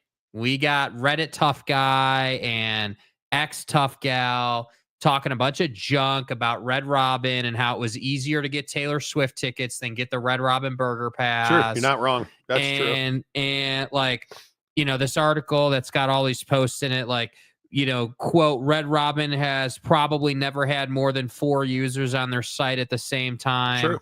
And they announced their Burger Pass and told their IT guy to be ready, like just hating on them, bro. True. And I'm sitting here like, bro, how fat are we in this country, bro? You're literally getting up early to get a Burger Pass so you can get endless sides? Yeah, I'm there. Dude, I'm all here for a bacon cheeseburger with a fried egg on it. I'm down. You won't have to ask me twice. I don't know, but I think I have. Mrs. Monty obviously is not here to slap me correct. I'm not sure I've ever eaten at a Red Robin. I think they're the place that might have the appetizer tower. I could be wrong. But Red Robin's got some pretty fire. Yes, they have the onion ring tower. There's a picture of it on their website. I've eaten it at Red Robin. Although I would never have pepperoni pizza because, well. And it sucks. Yeah, it does suck. Pepperoni's for losers. But the point is, probably a little strong. Are you doing all you can eat sides? And why are we every day on this show now talking about endless boneless nuggets from What are B-Dubs? we doing? Why is this how much restaurants are struggling? Admittedly, I really don't eat out anymore. If I don't eat Chipotle, I really don't eat out much. I went to Mateo's over the weekend in Salt Lake City. Amazing. Other than that, I haven't eaten out. I had lovely rolled gold baked potatoes. You cut up the little small potatoes and you roast them. I had that in a 7-ounce chicken breast for lunch today. Yeah. I'm not really eating out. I view this as restaurants are desperate. I would agree with that. Yes. Yeah. I think I think restaurants are going to do anything they can do to get more orders in, and the way you do that. And this is kind of my point about the times we're in right now. And yes, I'm more comfortable today than I was 10 days ago saying the times we're in, because I feel like we're in a time when nobody's spending money and you have to give things away to get something done. Like, that's kind of what I feel like it is right now. And so, it sucks. Our country is fat. We loved burgers. I love burgers. I'm fat. Like, it is what it is, what we do. That's who we are. So I just was surprised that this is how they chose to go about it. You would think that you could just do it through the app like Wendy's did, or do it this way or do it that way, right? Like, hey, you got to buy, if you said to people, hey, you got to spend $500 to get eligible for this pass, I'm curious how many people would be willing to spend $500. Okay, wait a minute. What? I'm not one who interrupts. I got to get a screen grab of this stuff. I'm not one who interrupts food stories very often because, well, I'm fat. Well, not really anymore. But dude, Greg Sankey went in on Twitter tough guy today. Okay, so apparently Greg Sankey spoke at the World Congress of Sports. Okay. I have no idea. Don't ask, because I have no idea what the World Congress of Sports is. It's like an act of Congress. You guys, let me get you this quote. This is to behold. You guys know I'm a big fan of Greg Sankey. I think he is. Sankey. I'm sorry. Darth Sankey. The Sankey Sith. Right? I am your father. So apparently, he went in and had some stuff to say. He said, quote, they asked him about contracts and how schools enforce contracts amid these transitional periods.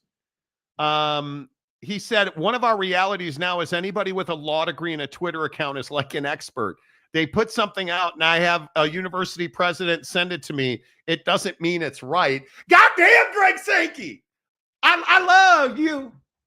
I love you. How about that? I spent the first hour of this show today, and I said this exact thing right here. This exact thing right there. Yes, Greg Sankey. Everybody with a Twitter account tweets something, and then it must be true. Amen, Greg Sankey. I said, goddamn, amen. Yeah, dude. Right? Yes, like yes. this is, we need more of this. We need more of this. Right? And I think it is incredibly important that we at some point start to understand that just because you have a Twitter account does not mean that you know what the hell you're talking about. Facts. Right? That's the thing here that I'm just so shocked about. That we continue to find ourselves validating Twitter trolls. And I say amen, Greg Sankey. You tell him. You are my spirit commissioner. Commissioner. Right? Commissioner. I will again say, call me irrational. If your conference needed a commissioner and Greg Sankey said yes, tell me you wouldn't be jumping for joy. Tell me you wouldn't be jumping for joy. I am jumping for joy because Monty Show feed the kids for $100. Calford coming through. Appreciate you, dog. Let's go. We're just $700 away now. We are just $700 away. Calford, you're a stud. Kim Coulter says done. He sent $100. Okay. Kim's not a social media guy. Let me do some verifying here. Kim's That's usually awesome. pretty good. I feel good saying he did. Wow, we're just $600 away. See, you guys, we're just $600 away from meeting our goal for this cycle. That is fantastic. That is so, man, it means so much to me that we do that. That means so much. Thank you so much. Whoa, what did you say, Phil? Phil Venzer, our Las Vegas contingent, among the most angry on this show. Monty, I'm okay. Keto, my A1C is 5.5, diabetes under control, but they found a blood clot in my leg. Bro, I hope you're all right. He says, my tax season is over. I've got a 9-day vacation in San Diego Friday. Let's go. Do that. Do that. Woo. See that? It all comes together now. It all comes together now. I love it. Okay, I don't want to. What? I don't want to create drama. Oh, God. Kim Coulter is confirmed. Yes! Yes, number one. But, Calford, I don't see your donation in the feed, my guy. What do you mean? He sent the... Yeah, I know he did, but it doesn't show it here. Okay. Well, there's only one way to fix that. Let's get on the old text machine. I mean, I'm not doubting Calford. I just want to make sure that, I mean, it looks legit to me, but I don't see it, usually it's in the feed there, on the Advocates Venmo. Yeah. So I just want to make sure it went to the right place. So I'll ask. I just texted some folks. Appreciate that. $600. Oh no, with Maury, we're $590 away. Yeah. $590 away. That's all we need. Phil, enjoy that vacation, man. Enjoy that vacation. You guys, it is amazing. Yes, the Cubs are coming back. Hello. It is amazing to me that we're able to do this. And I know we disagree on a lot of sports. It is now 3-3 in the bottom. It's 3-3 in the bottom of the first. What that? Tommy Edmonds, you prick. Tommy Edmonds hit a home run. Play the music, dude. What are we doing? Like, what are we doing? Tommy Edmonds hit a 3-run home run. Ian Happ with a double.